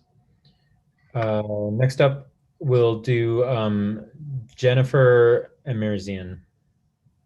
Jennifer, you can go ahead and unmute yourself. Hi, thanks so much. So my comments are going to focus on the space between 22nd and 23rd in front of Madison Green. I'm a resident at Madison Green, and I was happy and would like to amplify that we as a building are concerned about the truck loading space being eliminated on the side of, the west side of the street, just due to the fact that in addition to frequent move-in, move-outs, with over 420 apartments in our building, there are many delivery trucks, whether they be for furniture or appliances. So that is a significant concern of ours. The second thing I would say is there is a very differing point of view among residents than what I heard here tonight about the parking spaces being made available just in front of the building and on 22nd Street and on the south side of 22nd Street, primarily because there are many more restaurants on our block from Broadway to Park that, are open until 1 o'clock in the morning. They may not be open until 4 o'clock in the morning, like that in that club that you were referring to is, but by having cars parked there until those restaurants closed, it could mean that people are lingering. Once the restaurants close, they go outside, they linger next to their cars, and there's a lot more street activity and noise that doesn't exist today. Directly in front of our building and I guess extending on the other side of the street. So those are the two things that I wanted to raise. Okay, thanks very much for those comments, Jennifer. Next up will be Vincent Petraro. Yes, hi, can you hear me? Yes, we can. Okay, great, thank you. My name is Vincent Petraro. I represent the Metropolitan Parking Association, which is a trade association of most of the parking garages and lots in New York City. We submitted a detailed report study, which I hope the committee members have received. And also I wanted to mention, we also submitted to DOT. We have been speaking to them over the past months. There are two parking garages on 40th Street. I'm just going to hit the high points. You have the entire study. There are two parking garages on 40th Street between Broadway and 7th Avenue. And together they process 1,900 vehicles on weekdays and 1,700 on weekends. 80% of these vehicles on 40th Street presently turn right to go southbound on Broadway. This is the one block of this entire stretch that we've been looking at, which there's going to be which no vehicles will be allowed, which to me doesn't make much sense. 80% of these vehicles, as I said, turn right, and then many of them then turn right on 39th Street to go towards the Lincoln Tunnel. What's going to happen now is that you're going to have these cars, by the way, and about 120 of them are in the PM peak. So you got 120 cars now turning right between 5 and 6 p.m. onto Broadway to get most of them to go west, some of them to go south. What's going to happen now is that these cars are going to have to go across Broadway, go to 6th, make a left, go to 42nd Street, make a left, go to 7th Avenue and make a left, then come down maybe on 39th and make a right. So what this plan is doing is it's adding three left turns. And as we all know, left turns are much more dangerous than right turns when you have a vehicle. So this is really not good for people on bikes. It's not good for pedestrians, either sighted or blind. It's just going to add more traffic on these other streets and more of these more dangerous left turn vehicles. It's also going to add 50% to the trip. So if you're going to the Lincoln Tunnel right now from these garages, by having to make all these extra, by going east and then north and then coming back, it's going to add 50% to this particular driving trip. And this is going to mean about 4,000 additional gallons of gasoline, resulting in about 80 metric tons of additional CO2 greenhouse gas. We know the city and most of its residents are concerned about air pollution, and this plan is actually going to add to air pollution. When the solution would be to just allow cars on this block as they're being allowed on all the other blocks, as a slow street, as a shared street, and whatever iteration you want, rather than create this traffic on other blocks, which is going to have to cause more of this pollution. There's also the situation, and we didn't get into it in detail, but there's loading docks on 39th Street, separate from my parking people, but there's loading docks on 39th Street, and it's going to be more difficult for trucks to get to those particular streets. So I just would hope that the community board would look at these additional conflicts that are going to be added to this particular, to the city, to 6th Avenue and 7th Avenue, which don't exist now, and as well as the additional space with the additional mileage that these cars are going to have to go. We would like to see, this is a very good report. As I said, we have been meeting with DOT. We have a meeting with DOT. We have conversations back and forth, meetings back and forth, but we still haven't really seen, full studies regarding the traffic safety, how the pedestrians going to be protected on these blocks where there's the additional left turns. And we'd also like to see signal timing analysis on all these other streets. So in a nutshell, I think that I would hope the community board would look at our report that we submitted, not rush to a quick decision, and check out all these other problems which we think that this plan will create on other intersections and also just generally in the city regarding air pollution. Thank you for your time. Okay, thanks very much, Vincent. Emily, I don't know, could you talk real briefly about what assessment DOT did do on the closing of that block and what it'll do to traffic that gets routed as a result? Sure, absolutely. And I'll quickly go back to the slide. So we did do a traffic analysis for this block. As we mentioned, it is still a relatively low number of vehicle volumes, but we do understand that the majority of movement, especially in the PM rush hour peak, are vehicles trying to get west, trying to get to the tunnel. So part of our mitigation to kind of keep a similar level of service is, as Irene mentioned, this additional about 100 feet to allow for a left turn bay to make sure that the 40th Street to 6th Avenue will allow for that kind of westward movement and keep vehicles flowing. Again, to kind of put it in perspective, we have closed blocks of Broadway previously, pre-Green Light for Midtown. Peak volumes on Broadway were 1,500 vehicles. Now we're seeing, the impacts of those changes. And again, we're in the kind of mid to, maximum high 200 vehicles. So vehicles do adjust, and it's very difficult to look at one movement. And again, we'll kind of watch how it plays out. We have been speaking with Vincent and others, and so we'll continue to watch how the traffic volumes play out and see if there are any other mitigations needed. But like we said, we have closed this block of Broadway before for a couple of summers in a row and didn't see any negative impacts or hear any significant complaints.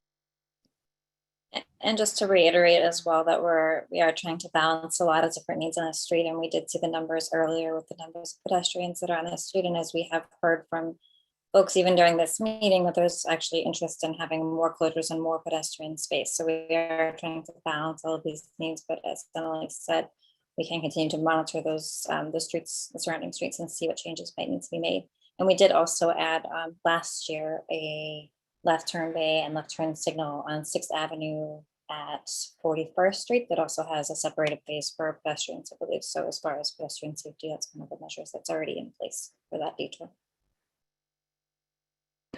Okay, thanks, Emily and Kimberly. Next up is Roy Weissman.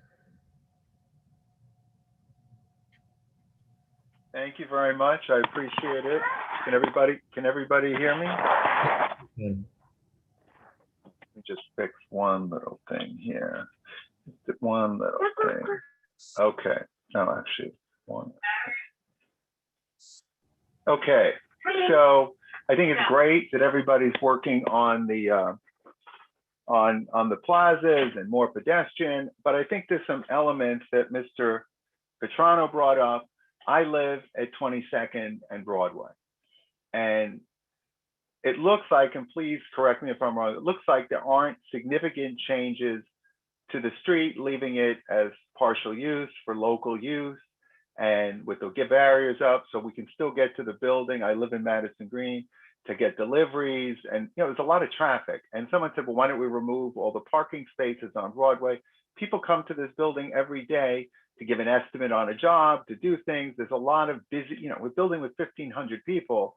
There's activity, there's deliveries, there's move-ins, move-outs, furniture deliveries. The other thing that I think sometimes people forget is we live here, and I have a family, and I have a car, and I have to work in Queens. So sometimes I have to drive to the building to pick things up to put in the car so I can take it to Queens. It's actually parked in a garage way east, so it avoids a lot of the traffic. But sometimes I have to do that. I have a family, sometimes to come and pick up my child and my wife, and we have to do things. We have luggage, people have luggage. So I bring this up because I think it's important to share our streets with our pedestrians as well as bicyclists, but we can't forget that cars are necessary because we need to service. I live here and I need to get to my house. Since they've changed the plaza, 22nd Street, which used to be a relatively quiet street, is now typically backed up constantly because there's only one way to drive to this building unless you go through the barriers at 23rd, which is a little bit harder. If you're coming south, you've got to come across to go around. So I try to go to 5th Avenue and come back on 22nd. And there's always tons of traffic there because that's the only way that people cut across to get to Park Avenue now. So back to someone else's point, just made a point about, well, again, Mr. Petraro, about what's going to happen with his garage. You've now bunched up all these people on 22nd Street. They're idling their cars. They're putting fumes into the street. There's tons of traffic. People are backed up all the time. If somebody has to stop at our building, they have to stop in front of the building. That helps back up more traffic. And I think that we really need to think about the word balance in doing these decisions. And I get paranoid that I'm going to wake up one day and you'll have 22nd Broadway totally closed off, and we won't even be able to get deliveries on Broadway. So I'm bringing all this stuff. It's frustrating. It's just frustrating because of, I feel like it's only a matter of time before I won't be able to get out my front door and I have to walk 20 blocks with luggage or something. And that's a concern. And I appreciate everybody's working real hard to balance things, and that's good. But I think if it changes any more from what it is now, it'll be a significant problem. And that, that's a concern. I also have one other question. Can you go back to the slide that shows the changes on 22nd and 23rd so I can make a print screen of it?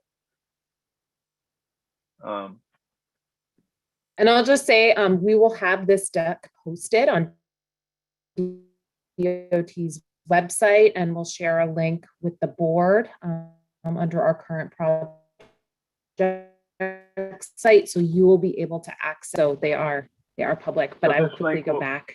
Yeah, I mean, if I could just take a screenshot. And then the other question I was going to ask, I always heard that they did surveys. How do I get on a list so that when you do a survey, I will get a survey? Because I feel like I never hear of these surveys, and I would love to be able to contribute to it. Now, the slide, there was one that showed before and after. There's one here that shows before and after. One of these slides, not this slide. Is this an existing in concept? I guess this is the one. All right, let me just print screen this, shift print screen. No, I appreciate that, but can you please help me where I should be on a list so I can get those surveys from the DOT? Yeah, I mean, so for the survey we did here, we publicized it in two ways. It was online, so it was public to everyone.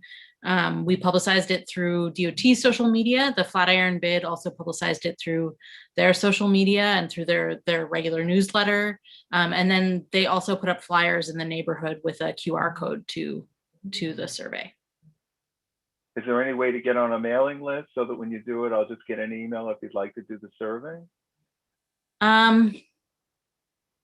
You can sign up for the bids email. So the bids in all three of these projects, the bids are fantastic partners. They are the ones that are giving life to the space, whether it be from the design to the programming. And you can sign up for the bid newsletters to get all of the information, and they help amplify whatever DOT posts publicly. So encourage you to sign up for the Flatiron 23rd Street Partnerships newsletter.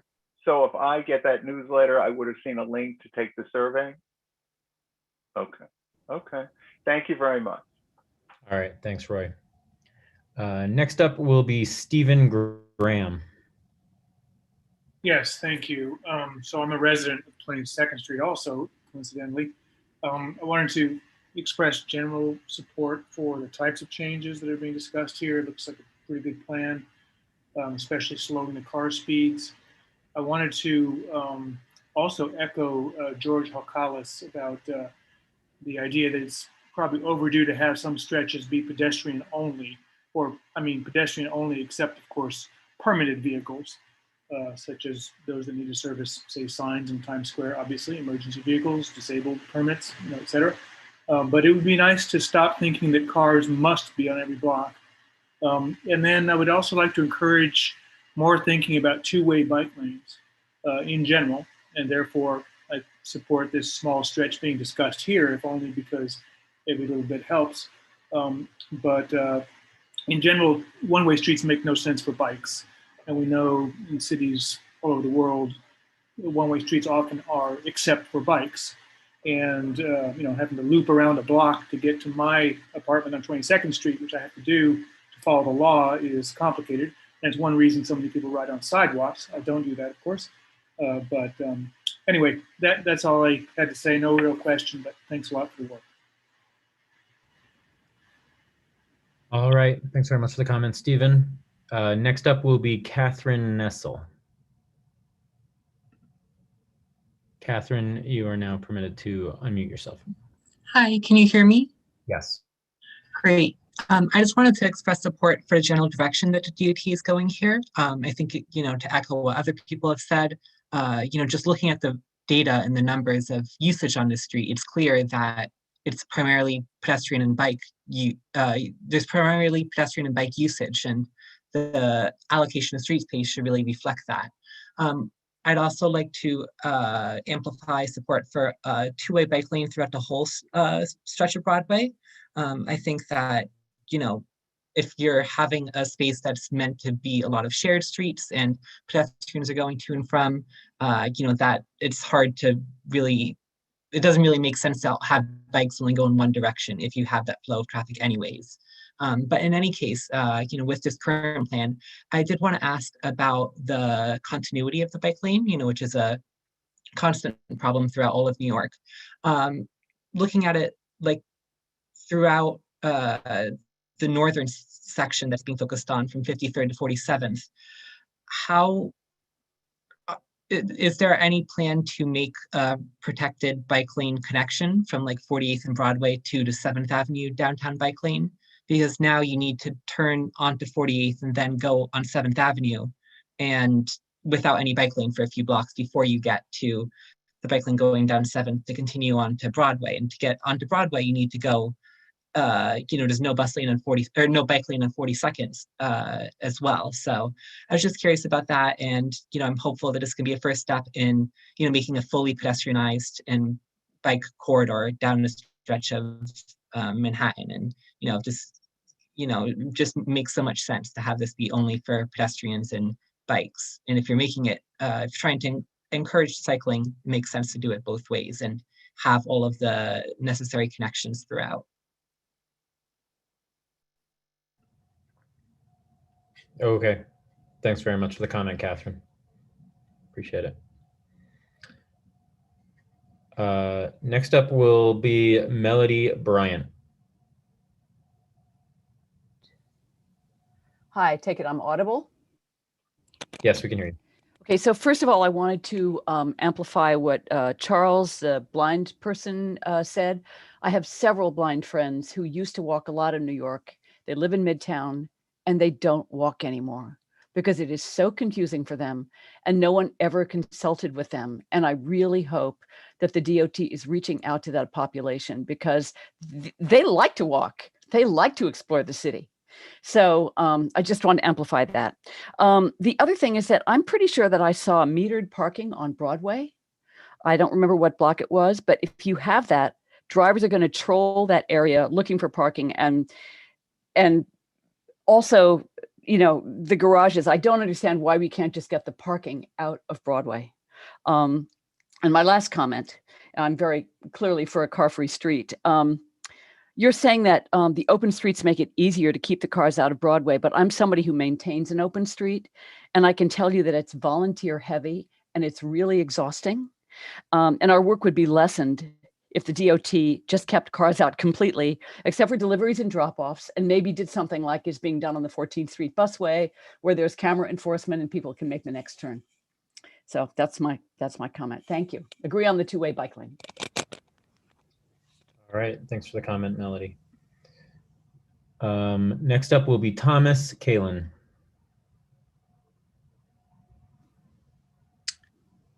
Can you hear me? Yep. Hi, I live, just going to quickly echo some of the sentiments of the previous Madison Green owners that spoke. We live in a big building and we have a lot of deliveries coming and going. So we really need, you know, access to Broadway. I have two other points. One is, given that a lot of the retail has vanished from 23rd to 20th Street, should we undertake this project, or should we wait and see what kind of new retail is going to come in that space? And then my other point is, because Broadway is closed for a large part of the day, is crossing 23rd Street to get to Madison Square Park can be challenging with the buses, and the cars that want to go straight now have to make a left turn. I think that's something that DOT should figure out, if there's a safer way for cars to turn and people to cross, and not at the same time. So those are my comments, and I thank you for listening to me.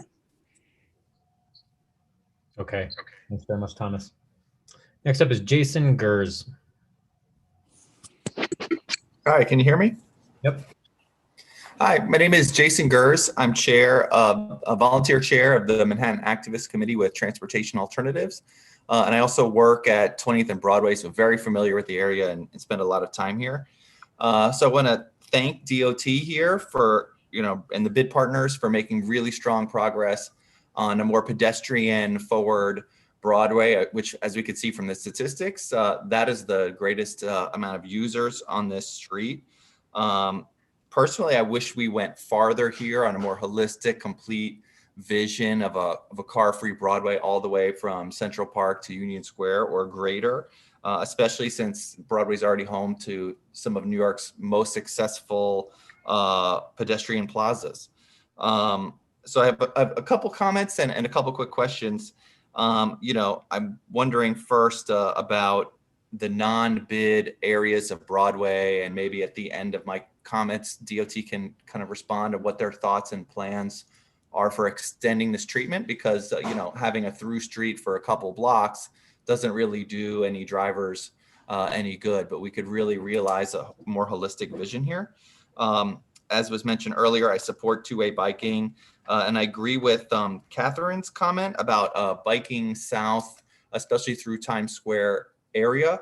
And I'd like maybe if we could spend a little time just on that piece on 47th Street, which it looks like you were routing bicyclists against the grain of car traffic. But maybe a little bit more of a holistic question here. I see like there's a lot of chicanes and turns in the bike lanes, and I appreciate that this is in order to slow bike traffic and make it a more pedestrian friendly space. However, there's not really a good fast southbound bike route through Midtown for someone who just wants to get where they're going fast on a bicycle.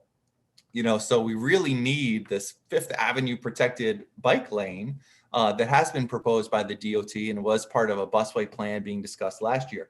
But, you know, I don't know what is going on with that, if that is something we're going to get in addition to this, or if or what is the status. So in short, my questions are what are the plans for the not bid streets?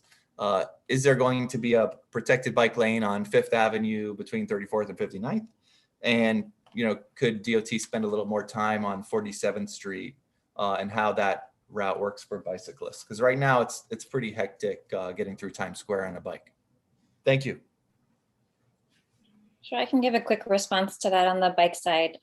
Fifth Avenue remains a priority for us. We're still looking to do improvements there. We hope to come back to you with an update in the near future. And then also in addition to that, we've been looking at 7th Avenue from Central Park down to Times Square, and hope to be coming to the board soon with a presentation on how we can make improvements for bikes there as well. So it is obviously we're aware of the need for additional protected bike lanes in Midtown, and we are hoping to come forward with some more proposals in the near future.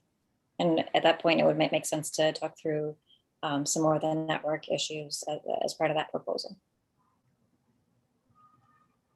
So then to jump in quickly about your 47th Street question.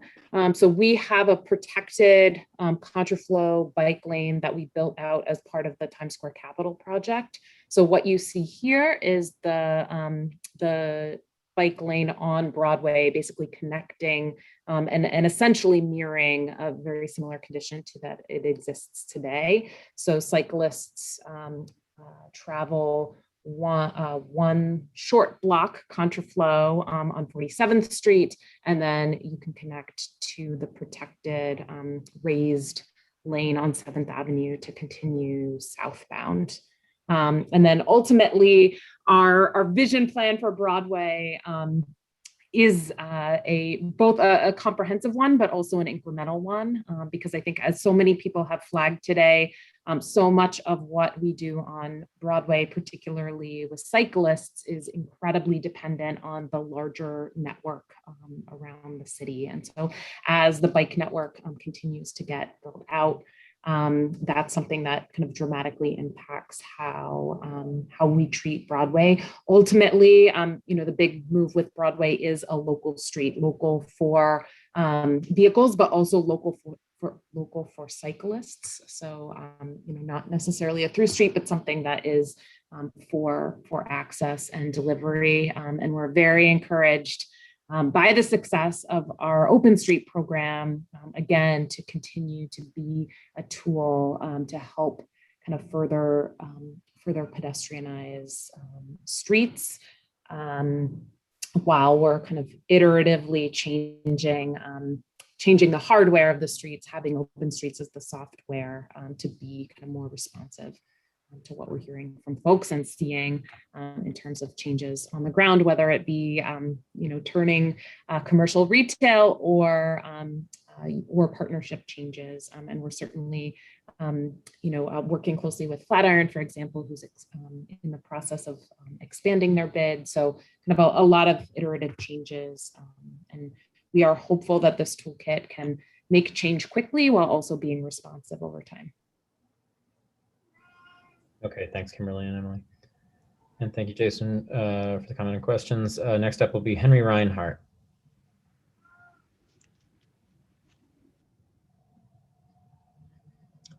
Henry, you can unmute yourself. Henry?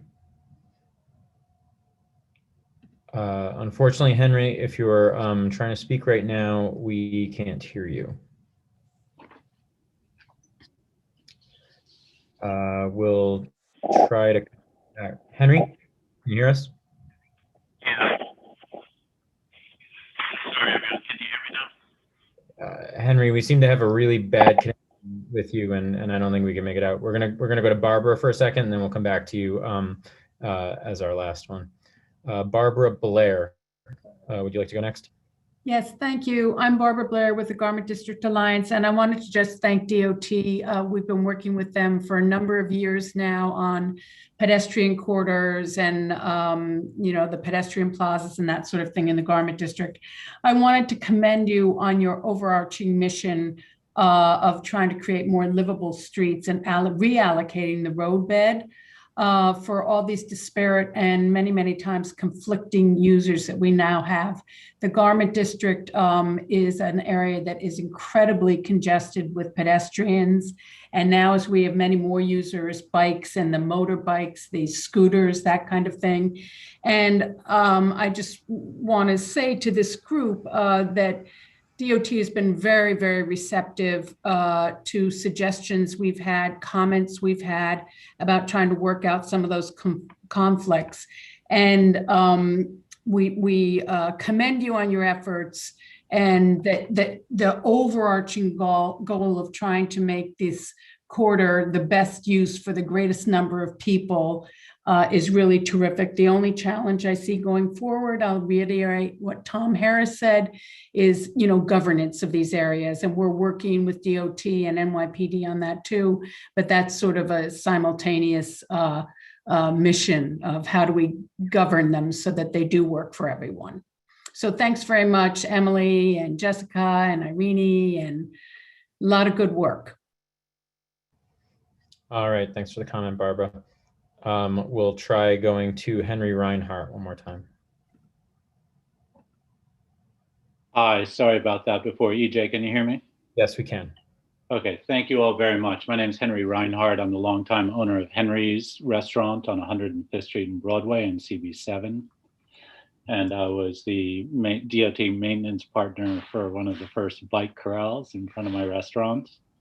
And primarily today, my comments are one of congratulations for DOT for this visionary look at one of the most important streets in the world. Long overdue.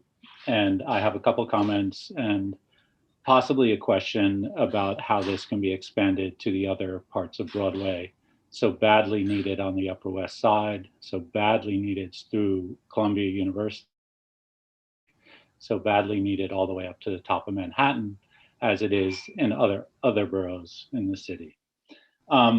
We've heard from a ton of constituents here, and I have worked as a partner with DOT from a business perspective. I continue to work in partnership with DOT through my new tour company called Foodie Fundo, which tours bicyclists around the city. And the comments earlier about southbound bike traffic is ironic because I am having a problem routing 50 high-paying cyclists southbound out of Central Park this coming Saturday because the work being done on Broadway, which is very good for everyone else and is a temporary problem for me. But I do want to point out that all of us are talking about absolutely extraordinary existential changes on our streets that do not involve, because we cannot afford, the use of the private motor vehicle. Generally speaking, all of these changes point to our public space, which will be open and much more accessible to a much larger number of users. And I just want to congratulate DOT on this forward-looking work. Additionally, I want to congratulate CB. I worked at CB7 on the task force revisioning Broadway for over 2 years. And Broadway, the vision of Broadway in the Upper West Side and in CB7 is worse now than it's ever been. But this sort of vision headed north is a hope and a prayer for our hurting retail community. One of our earlier testimonies was about vanishing retail. And should we wait to see before we do these important safe street changes to see what kind of retail comes next? And I just want to clearly connect for everybody on this call the commercial impact of DOT's work on our real estate values, our property values, our retail sales, and our tax base. If we do not do these kinds of changes in our community, we will continue to suffer. And we will suffer the consequences in our public health and our economic recovery and our economic sustainability, as well as our environmental stability.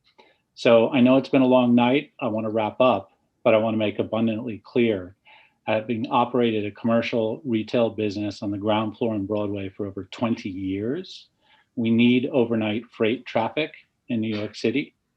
We need to clear our streets of privately owned vehicles parked for free, or for that matter, parked for a cost, to free our streets for the safety and health of everyone concerned, including our businesses. We cannot afford a car-centric view of our streets, just like we previously outlawed or taxed the use of cigarettes. We need to be very, very narrowly focused on the use of the private motor vehicle in our neighborhoods so that we can attend to the health of most people, including our businesses. Thank you very much, EJ, and thank you for CB for continuing this important work. And if anyone has the energy for a question, my question is this. For the community board, what can we do working with other community boards like 7, 9, 1, 2, along the stretch of Broadway to make it easier for DOT to make these important changes in our community? Is there anything that we can do leader to leader or committee to committee? Because I've sat through many DOT presentations on community boards in New York City over 20 years, and you have to advocate for DOT's attention. They have limited bandwidth, and you have to really go out of your way to encourage them to come into your community to do the important life-saving work they do. And I just am wondering, I have relationships all along the Broadway corridor, and is there anything that we can do so that community boards can speed up the work of DOT? Thank you very much, EJ. Thanks very much, Henry, for the comment and the question. That's I think it's a $64,000 question. I think it's something to think about. CB5 collaborates frequently with community boards 4 and 6 because we are share very long borders with them, but certainly are in a interesting, unique situation with community board 7 in that we are tangentially adjacent and share the continuation of Broadway. So I like the idea of doing that kind of collaboration going forward. I don't know that I have a silver bullet for it right now, but I like that idea. So thanks very much for your comment. Thank you. And just to point out, it's a $64 trillion question because it's some of the most expensive real estate in the world. Fair enough. Thank you very much. I appreciate your time tonight. Okay. Thanks very much to all members of the public who spoke up, all 22 of you by my count. Not seeing any more hands raised from members of the public. With that, the committee will now go into its business session to discuss amongst ourselves what, if any, position to take tonight. I'll start off by asking if any members of the committee have a conflict of interest. Chris Clark. Yes, I'm an employee with the Times Square Alliance, and it's likely that the Alliance would generate some revenue with the additional space created in these treatments. Okay, thanks very much. Not seeing any other hands right now. I'm going to suggest that we go into a discussion about this. Obviously, we've received this presentation from DOT. I know DOT is interested in hearing not just more directed feedback, but probably an overall position. Whether it be support, qualified support, or something else. So I do think it would behoove us to, even though we're past the 2-hour mark at this point, to discuss what, if any, position to take on kind of the comprehensive multi-part proposal that we've seen at this point. I'll just say at the top, obviously, we heard from a lot of members of the public. From my perspective, at least, comments sort of ran the gamut. We heard a lot of comments of support. We heard a lot of comments that didn't think the proposal went far enough, or at least didn't go far enough yet, and also heard some kind of pointed and directed points of concern, though also heard, I think, some specific mitigations to a lot of those. So, you know, from my perspective so far, this seems like it heads in a direction that many people support, that it doesn't cause some of the worst case scenarios that folks were concerned about, such as it continues to allow vehicular access to places like the street between 22nd and 23rd. And, you know, I'll just clarify something that we heard a couple times, which is that the treatments for each block that we saw don't preclude them to be continuing to be closed based on time of day as open streets. And also that according to this timetable that we still have up on screen, and I invite DOT to stop sharing their screens if they need to use their computer for something else. But based on that time frame, that the treatments, the essentially repainting treatments that we saw tonight also don't seem to, in my understanding, preclude more extreme resurfacing that could come via capital expenditure that I guess would be talked about in the fall. So some of these blocks could go further when there's funding available. So that was kind of my interpretation of everything that we saw in my framing. I definitely want to hear from any members of the committee who may disagree with any of that framing, or anyone who just has general thoughts of support or concern. And we'll start with Sarah Dowson, who has her hand raised. Yes, thank you. I recommend qualified support of the the agenda as presented, but I really would like to see more attention paid to the visually impaired and how to accommodate them and allow them to walk freely. Again, I think we need more lanes for the segways, the scooters, the bikes, the motorized things with people on them. But I would recommend qualified support for the DOT's recommendations. That's it. Okay, thanks very much, Sarah. Any comments or suggestions from members of the committee? Any more takes on everything that we've heard over the last 2 hours and 12 minutes? We do have to head in the direction of a Sam Levy has his hand raised, has his actual hand raised. Yeah, because I figured I can't actually raise my hand on the Zoom screen as a host, I guess.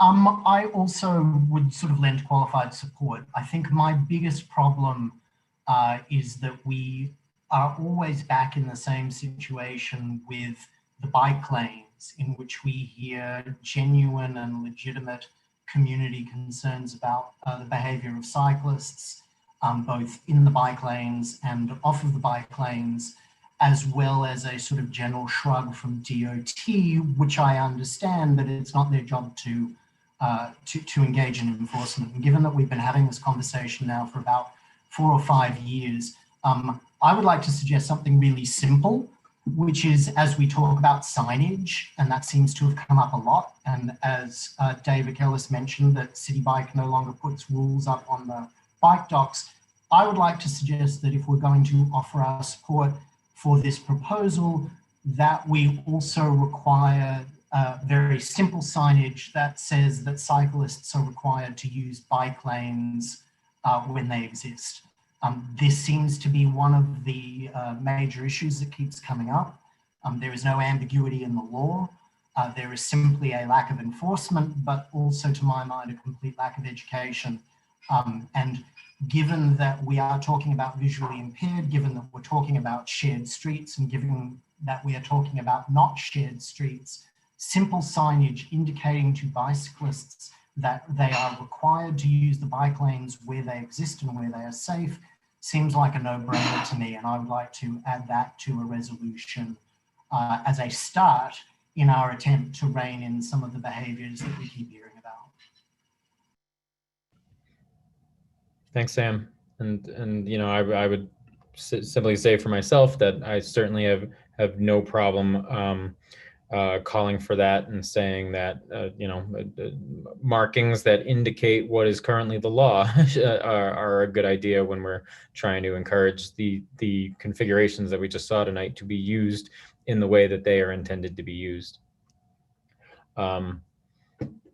So obviously, if anyone has thoughts on that, either affirmatively or negatively, please comment as well. I think we also heard tonight that DOT is interested to potentially hear any feedback on whether or not the bike lane segment between 38th and 39th should be one way or two ways. I think we heard a lot of comments that the bikes seem to tend to use bike lanes in both directions no matter what. So it might that might be a good argument for having it painted in a two-directional way. So at least there is a legal way for them to use it in that way, and safe way for them to use it in that way. So off the top of my head, I think I don't see a problem with that. Very curious to hear other people's opinions. George. If I can unmute. We can hear you right now. Yes, thank you. Can you hear me? Okay, I appreciated a number of people saying that they tended to agree that there are too many cars and that we're accommodating automobiles, and the numbers that were in some of the charts were flashed rather quickly. I couldn't write them fast enough. The material wasn't presented in advance. I think that these are issues that we should really deal with to make sure that our community board is well informed. So I would argue that we should have perhaps a general statement saying we would like to see fewer motor vehicles on the streets, and to say it rather strongly, and not blindly accommodate whatever is offered up. The second thing is I do hope that we will get the information about a proposal ahead of time, rather than 2 minutes, half an hour, 10 minutes ahead of when it's asked. It's hard to absorb that much information instantaneously. End of comment. Okay, thanks, George. I agree with both of those, and I think we could certainly state general principles about the street use in our resolution, and I'd love to have more time for the entire committee to potentially receive slides beforehand as well, so that everyone can take a look at them. I know that sometimes depends on how far in advance everyone gets on their work. Thanks, George. Jordan. Thanks, CJ. I think what we need to also include is a request from DOT that they come back to us in a couple of months, not 12 months, 18 months from now. Part of that is to see how it's going. And also part of that is to see what kind of neighborhood outreach they've done.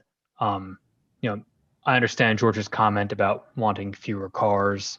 I also understand the residents of Madison Green being concerned about that.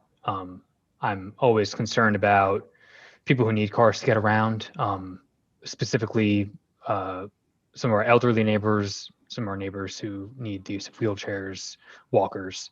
And so a blanket statement saying we don't like cars wouldn't work for me for those reasons. But I think having DOT come back to us requesting that they speak with our neighbors to get consistent feedback is an important step in solving some of those issues. Thank you. Thanks, Jordan. And I am 100% in support of putting a request that they come back into whatever resolution we write. Nancy? I think that we should request DOT put in audible signals at all of the crosswalks so that the blind can hear when the lights change? I mean, they have them on 23rd Street. We know they're available. The city uses them. Just ask them to put the audible signals that the blind are used to hearing, so that when the lights change, the blind know that they can walk. Okay, thanks, Nancy. Yeah, I'm curious if anyone has another opinion, but since the nature of Broadway seems to be changing and there is less of the old familiar traffic noises and usual signals that there might have been, I have no problem including a request like that. Any other comments in our business session? Otherwise, I'll attempt to summarize where it seems to me that we're at, which again is to say that, you know, I think we're generally supportive of. It sounds like the committee is generally supportive of DOT's goals here. That everyone would generally be willing to offer kind of qualified support of what we saw today. While we heard from several different members of the committee and members of the public that they'd like to see something like this go further. To my mind, you know, the major thing is that total transformation doesn't come all at once. It needs to be somewhat iteratively to protect against certain negative factors and things that we know that DOT is mitigating, such as around parking garages and continuing to make sure that vehicles have access to Madison Green. So to my mind, the question as we face this proposal tonight is not necessarily whether it accomplishes everything all at once, but rather whether it's headed in the right direction, as kind of all iterative improvements are. That's my perspective, at least. What I think we could do is to indicate the data and community input that in a resolution acknowledge the data and engagement and community input that went into these three different proposals. Identify the concerns that were pointed out by the community and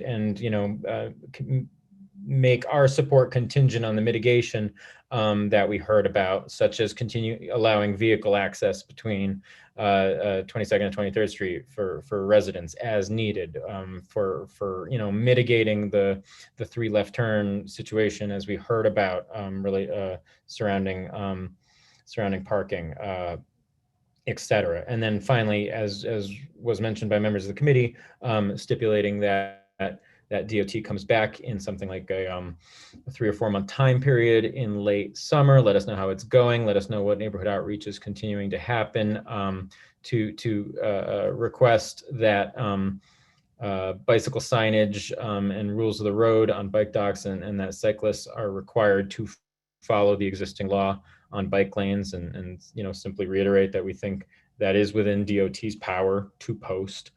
And then also the issues that were mentioned in terms of continuing to focus on the visually impaired and explore introducing those audible signals as well.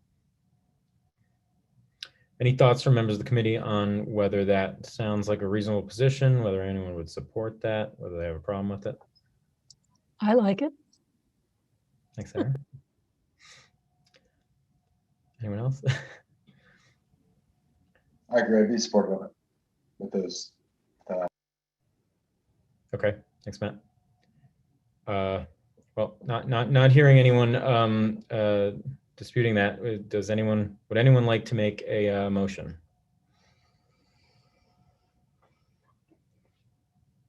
Relative to a resolution that sounds something like that. I make a motion. Thanks, Simon. Is there a second? Second. Okay, great.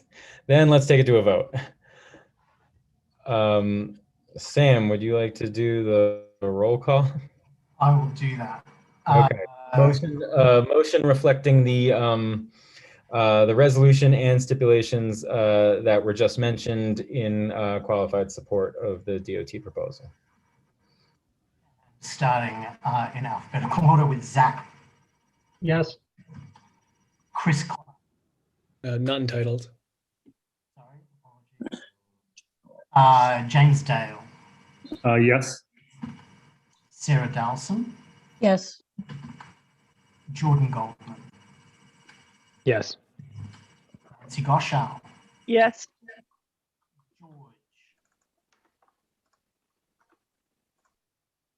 Say again, Sam.